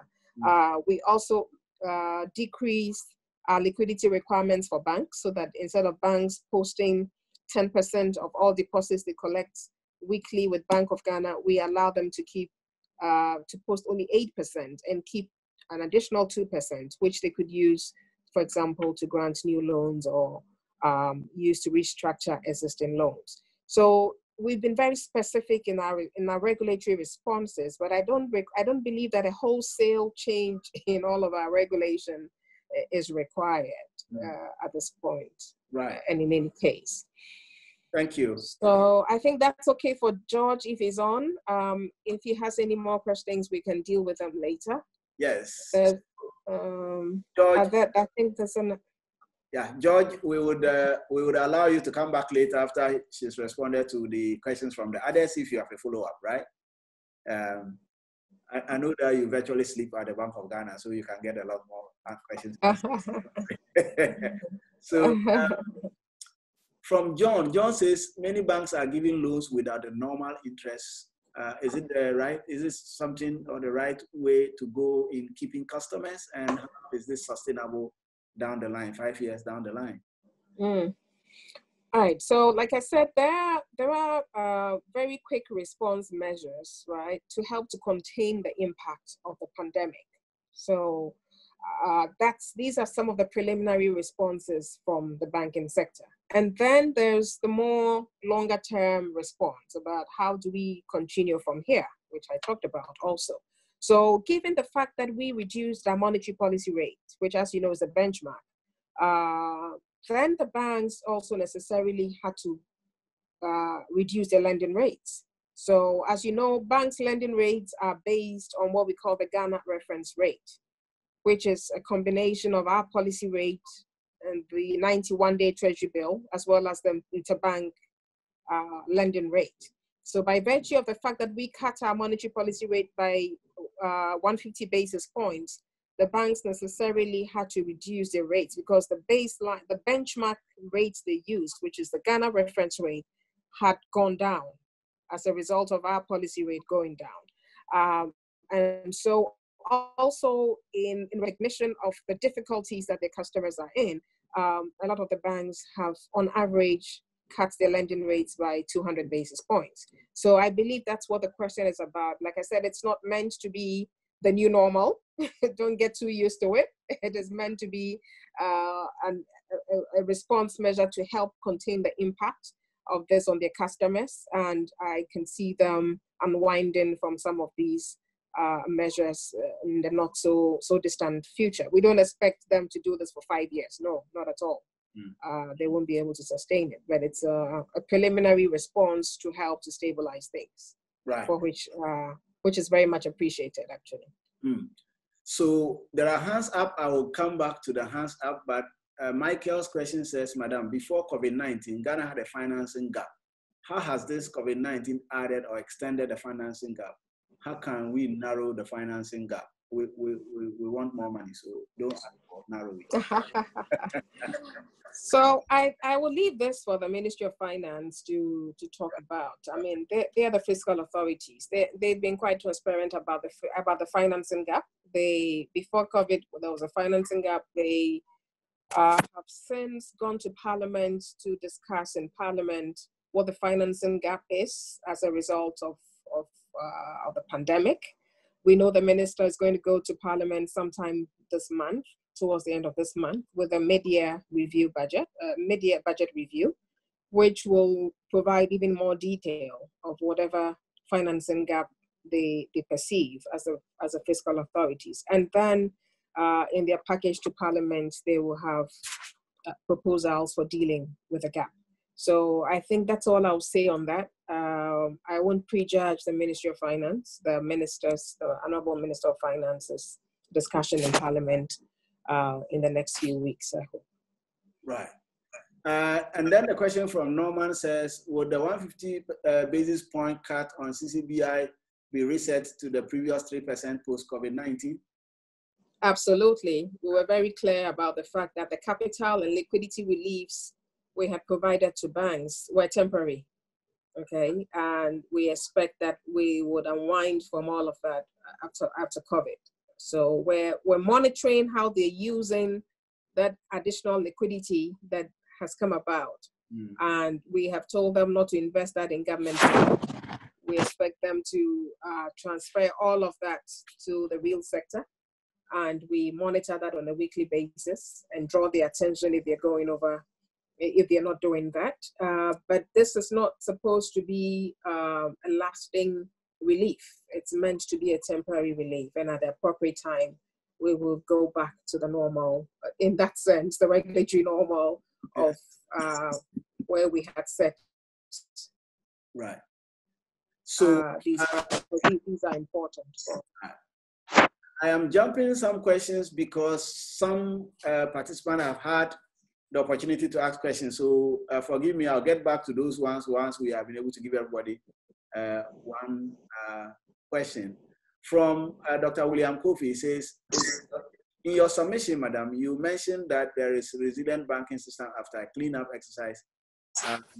How do you measure resilience? And then two, SMC suffered most during COVID-19. However, resilient banks are still not lending to the small firms and being made comfortable in the secondary space due to government appetite for short-term debt funds. How do you think the policy cut will help recover? I think it relates to the question you answered already, right? So yes, I can go over very quickly. So yes, I talked about the banking sector being resilient, and there's a way in which we measure this. We publish these reports every other month with our MPC reports. So banks, the resilience of banks are measured in a couple of ways. One, by what we call the financial soundness indicators. These are indicators of their capital or the quality of their capital, basically their asset quality, not only how much capital do they have, but what they deploy their capital into. And as a result, what is the strength of their capital base, right? And then we look at liquidity, we look at a few other measures. So these are all called financial soundness indicators that really looks at the safety and soundness of a bank. And then on top of that, we have our stress test tool. So we stress test banks. We think of scenarios. What if this goes wrong? What if that goes wrong? And then we stress test them, the financials, and then arrive at an assessment as to, assuming that this scenario were to play out, are the banks resilient enough will the banks be resilient enough to that kind of a scenario unraveling? If that other scenario were to play out, how resilient will the banks be? Will they have enough capital to weather whatever losses came out of that scenario? So by a combination of our assessments of the financial soundness indicators, as well as by our stress tests, we're able to come to a confident conclusion as to the resilience or otherwise of the banking sector. So I hope that answers your question. I did talk about the fact that SME, yes, of course, we know that SMEs, even micro businesses, I might add, suffer most because they, as I call them, at the bottom of the pyramid. And then you have our large informal sector as well, which is our reality. And they suffer the most, but that's why we have not only given regulatory reliefs to banks, but also to the specialized deposit-taking institutions, which are the savings and loans companies, the finance houses, the microfinance companies, the rural and community banks. We have given them all reliefs to enable them to work with their customers at the bottom of the pyramid. So yes, you may be that if you went to a first-year bank as a micro business owner, you might not get support. But if you went to your savings and loans or your microfinance company or your rural and community bank, you could get support because we have given them reliefs as well. So I hope that answers your question, William Kofi. Okay. Do we still have Professor on the line? Yes, I do. I'm here. I muted myself. Okay. Sorry. So I have a question from Francis. Francis says, how do we ensure that these... hands up, which you need to... Yes. I'll come to them. I just want to give a bit of, to those there. From there, I'll come back to the hands up. How do we ensure that the liquidity injection goes to the right places, especially to, and not end up in people's pocket, literally? Okay. So I think that Mr. Francis Beidu may have misunderstood me. I did not suggest that we had given the banks liquidity support, because I see that he refers to UT Bank and Capital Bank. Those were given liquidity support, which is Bank of Ghana gave them cash, money. We have not done that. What I talked about was the fact that the banks were ordinarily required by rules to maintain some capital levels as well as some liquidity levels. But we have eased that. We have eased those regulatory requirements so that instead of them holding so much liquidity to meet our rules, we allow them to use a bit of that liquidity they're holding to do more business. So that's what I was referring to about the fact that our regulatory reliefs that we have given them have resulted in additional liquidity to them, which is liquidity they already had, but we're going to have to hold, we're sort of going to freeze as capital buffers or as liquidity requirements we're keeping with us, so that we were sure that if anything happened, they had the liquidity or the capital buffers to deal with them. But now we're saying they can use some of that for more additional business, and also to ensure that bank customers and SDI customers that need to restructure their loans and all of that will be able to do that. So I hope that is very clear. Right. So now I come to those that have their hands up. I have Dr. Vera Fiado, I have Dr. Karimu Aminu, and Dr. Bekan Kruma in that order. So Vera, kindly unmute yourself and go ahead to ask your question.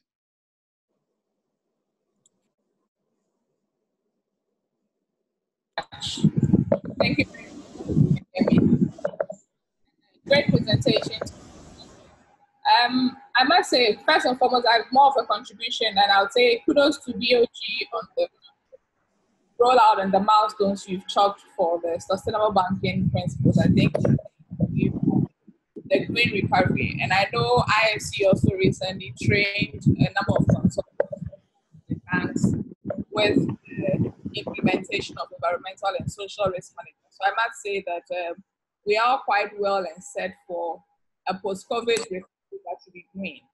Now to my question, somewhere in your presentation, you mentioned the fact that as a nation, we should be poised to take advantage of the disruption in the global supply chain. So my question is, what actions are we, or what do you think we should be doing in that direction to really make the most of it, given that we are quite import dependent? How do we shake it up?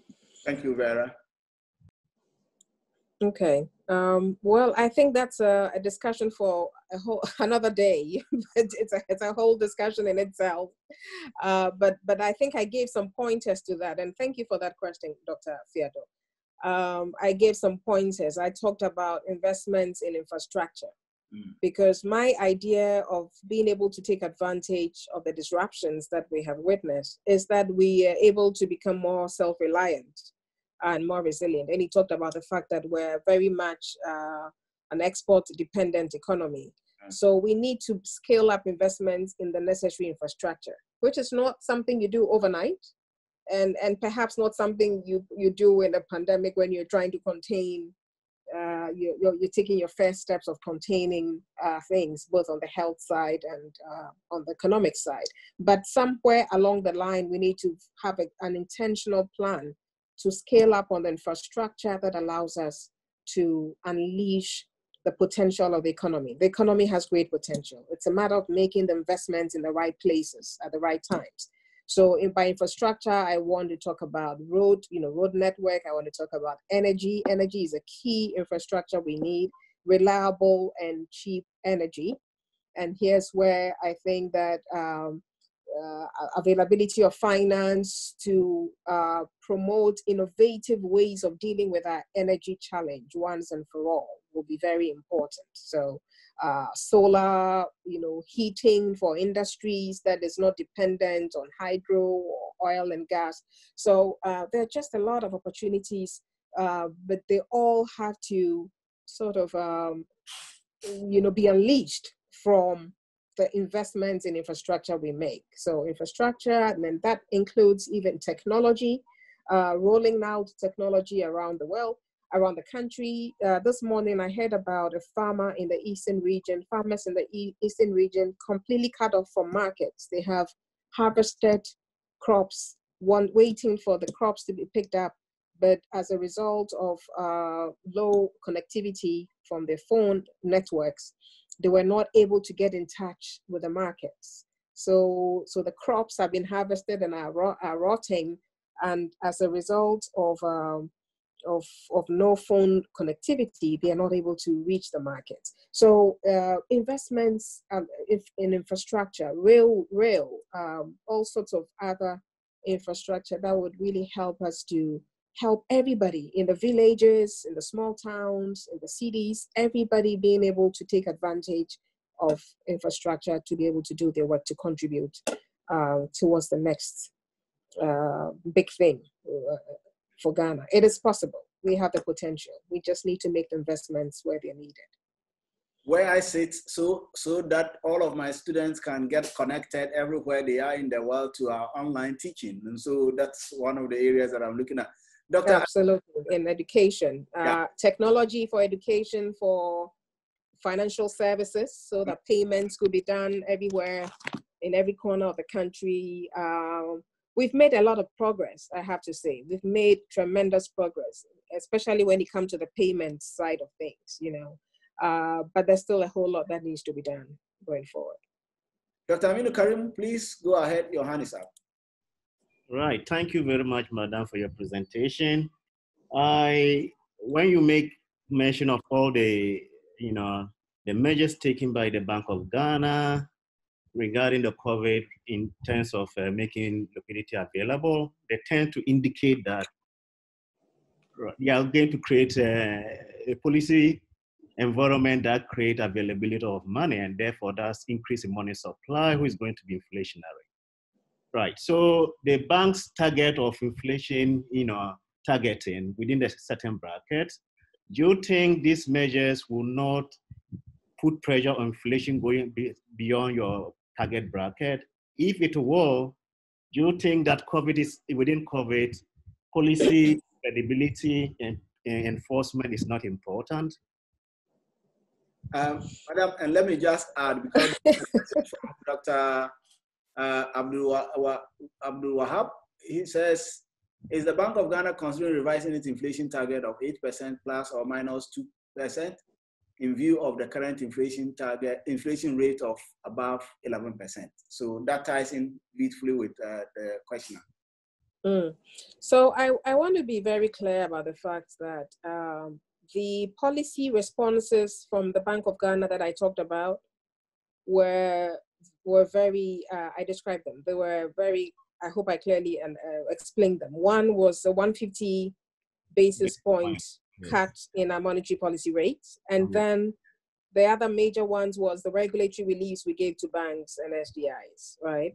And then you may want to talk about our recent asset purchase, which we also disclosed. We, as the Monetary Policy Committee, we take these decisions based on assessments on the outlook as we see it. And again, we haven't taken these decisions, we monitor developments, and then we don't, it's not just a one-time decision we make, right? We meet every now and again, and we review the impact of our decision, we review the outlook, and then we make other decisions going forward. Now, you have to admit that these COVID times have been very strange times. These COVID times have been unprecedented. And I'm sure that you, as economists and business professors at the UGBS, are yourselves trying to grapple with what this pandemic means for everybody. So even assessing the outlook and assessing just how is this going to impact Ghana. We have seen how it's impacted other countries on the health side, on the economic side. How is it going to impact Ghana? It is something that we're trying to figure out every day as we go along. So a decision we made in March, you realize we cut the rate in March for 150 basis points. In May, at the May MPC session, when we had a lot more information and we had a better sense of perhaps where the outlook was going, we stayed our decision on that we took in May, right? Then we took other decisions. And so this is an iterative process. We do not take one decision that lasts the whole year. We review it at periodic intervals as and when more information becomes available to us. Let me link this to the question of, are we going to review our inflation target? I cannot say. The Monetary Policy Committee must meet when it's time to meet, and given the data before it and the outlook as it perceives it, it will make a decision. But one has to keep in mind that some of these inflationary impacts we're seeing of the pandemic started with the lockdown, before the lockdown, when people started to buy food and hoard and all of that. We saw the spike in April. That's how the GSS explained it. Apparently, this new inflation rate was also as a result of a spike in the Obuasi, Ashanti area, as a result of the new cases that came up and people thinking, there was a rumor going about another lockdown in Obuasi or something like that. So we don't know, but these are temporary impacts, we would hope. And so it's also important that one doesn't make long-term decisions based on what could be a temporary phenomenon. We don't know yet. So I think that's about all I would say for now. Right. Okay. Thank you very much. Professor Novelli, who was one of the speakers for our very first webinar, said that, look, I have stopped wanting to give predictions because the environment is too turbulent to want to predict beyond one day. Things are changing pretty fast. Dr. Abekan Kroma, your turn, please. Thank you very much, Dean, and thank you very much, Madam Deputy Governor, for your presentation. And I think that I want to follow up from where Dr. Fiado left, and basically lots of the things that she said this evening. in terms of what the financing system is doing to ensure that we can take advantage of opportunities, what she refers to as the new normal, and so that we can get things done better. Now, this is where my question is. These opportunities that we keep on referring to, they are such that in terms of investment requirements, and when I talk of investment requirements, I'm talking about the financial capital that is needed. I'm talking about the political capital that is needed to really take advantage of these opportunities. And I'm talking about structural and organizational capabilities that firms need to demonstrate to be able to take advantage of these opportunities. They are such that individual entities, as we know them in Ghana here, firms, would hardly be able to have these sort of three areas that I've talked about to be able to have any meaningful impact in terms of the new opportunities. What is the financing and then the banking system in Ghana, which the Bank of Ghana sits at the top? What are they doing to create a certain incentive structure to get entities to collaborate to be able to take advantage of these opportunities? Because if we don't do that at the policy level, it's unlikely that they will come together and then take advantage of these opportunities. Thank you very much. So I'm not entirely sure that I understand the question, because I think it's very similar to Dr. Fiado's question, or even other questions, George Weahfa's question, I think, to be more precise. Yeah. And I think the way that we have looked at it, at least from a policy and regulatory standpoint, is the fact that, first of all, we need to put in place the principles. It's like the rules. And having developed the rules, and like I said, with the banks themselves being involved in developing them and very voluntarily adopting them and making the necessary investments in training for their staff and all of the things that go along with it, we're confident that the banks themselves see the need. And that's why I mentioned that the banks themselves see this as important and critical for their resilience as a sector, because their safety and soundness really also depends on whether they're able to make loans to sectors and to businesses and firms that are themselves sustainable in the long run. Otherwise, banks will be the losers. And then secondly is that, well, it also is a good thing to do. But self-interest is always important. And I would argue that banks see the self-interest. Otherwise, they wouldn't have gone to the trouble they've gone to help to develop these principles and to sign off on them and to begin to invest in training their staff. So self-interest, number one for the banks, and they get it. And then they recognize that it's good for the bigger environment. And so that's where we're going to have to do more to encourage them to say, well, over and above your resilience, we need to ensure that you are also helping for the wider economy to be greener and more sustainable. We are committed to continuing to do that. I did mention when I talked about implementation of the sustainable banking principles that we ourselves are developing our supervisory oversight framework to ensure that banks are complying with these principles and are reporting to all their stakeholders and to the public. And we are also ensuring that we're able to incorporate assessments of banks' resilience by virtue of the quality of the loans they're making and how green these projects are, even incorporating them in the safety and soundness assessments of banks. So that is another incentive for the banks themselves, I would imagine. And then thirdly, I mentioned that by doing all of these, we expect the banks to be more attractive to foreign funding sources. So that because banks, thank God we got them to increase their capital. They have more capital, they have, and the quality of that capital is much better than ever before. But we also recognize that the needs for a developing economy when it comes to green financing can be very huge. And the banks don't have the capacity to do it by themselves. And that's why we expect that as they implement these sustainable banking principles, they are able to then tap into larger pools of funds abroad. And these funds exist. It's over trillions and trillions of dollars, green funds, right? Just earmarked for funding green projects. And banks will be eligible to tap into these sources to bring back home and help with recovery efforts through building infrastructure that is sustainable or that promotes more sustainable economic activity going forward.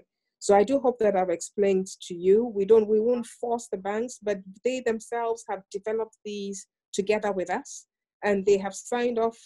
Each of the bank MDs have signed, actually literally signed off in ink on these principles. And we are then also putting in place measures to ensure that we can assess their compliance with these.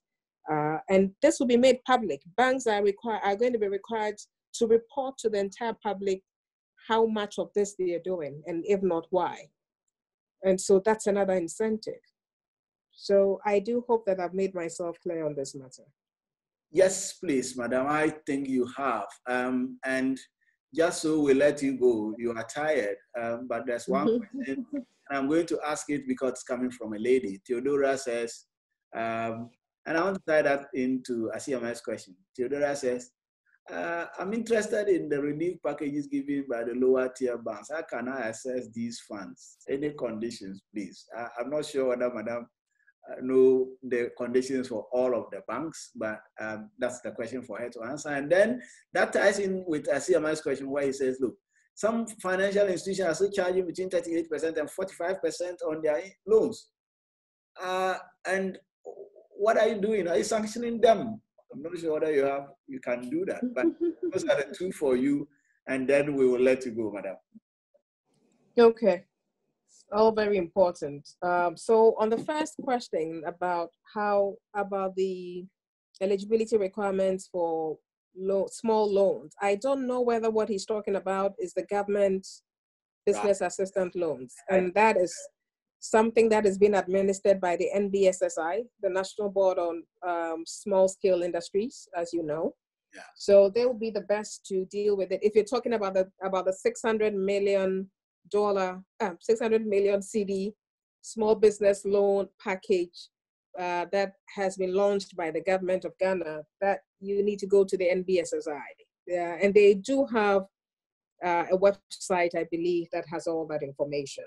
What I did mention, as far as Bank of Ghana goes, is the fact that we had provided some relief to banks and SDI so that they are better able to deal with their customers and provide relief to their customers, particularly those at the bottom of the pyramid, small businesses, micro businesses, informal businesses, individuals, households who need to restructure their loans because they're out of a job all of a sudden or something like that. We have empowered the banks and the savings and loans, the microfinance companies, the finance houses, the rural and community banks to be able to work with you. So I do hope that you see your bank or your SDI and they will talk to you and hear you out and work with you. On the question of some banks charging 38% to 45% interest rates, this is something I think I have my colleagues from the Market Conduct Office on the line, but this is something that we'll look into because we're not aware of any such things. In fact, we've done a survey of all the banks' lending rates, and they've all reduced their rates, like I said, at least by 200 basis points, so about 2 percentage points. And we're not aware that any bank is in this bracket. To be honest, the average lending rates are now about 21, 22%. Per bank. So I am not aware of this, but our Market Conduct Office, I believe my colleagues are on. They will take note of this and see what we find. And if they're doing that, we will have to have a discussion with them. Right. Madam, I think that I had a friend, an old friend, who would always come to me and ask questions, and then he would always tell me in broken English, I have done what Napoleon could not do. Madam, you have done what Napoleon you have done what Napoleon could not do. Thanks very much, madam. I am excited to announce that we had our former dean, Professor K. Osei, has been on the. Oh my goodness! Yes, exactly.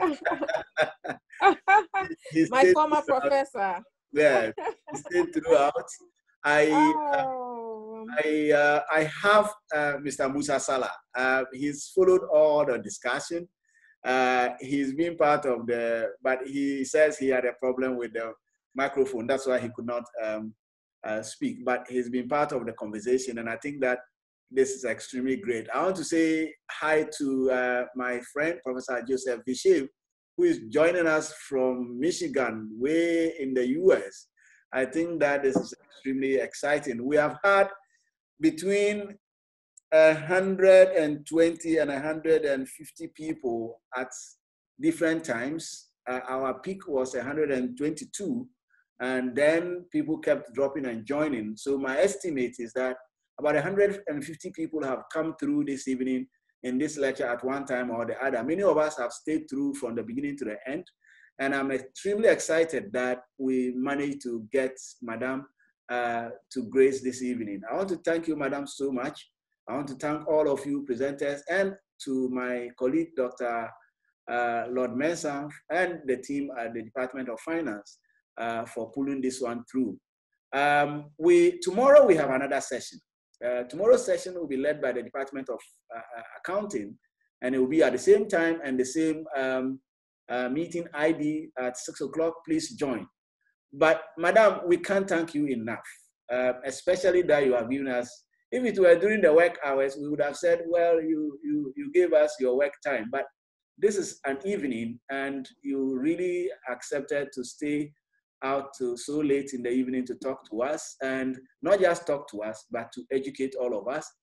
The issue about money and the economy is even for people who have no formal knowledge, it's still exciting to listen to, and I have been extremely educated this evening. I want to thank you so much, and thank you to all of our friends across the world who have joined us, and we want to say thank you. The business school appreciates you. Please join again, and we will get, Madam, send us more people so that we can keep the conversation going. You see, George is laughing. George, if you don't do a story, I'm going to come for your head, right? So I want to see your story tomorrow. So thank you very much. And ladies and gentlemen, it's my singular honor to declare this session closed now, and to wish you a very pleasant evening. Thank you very much.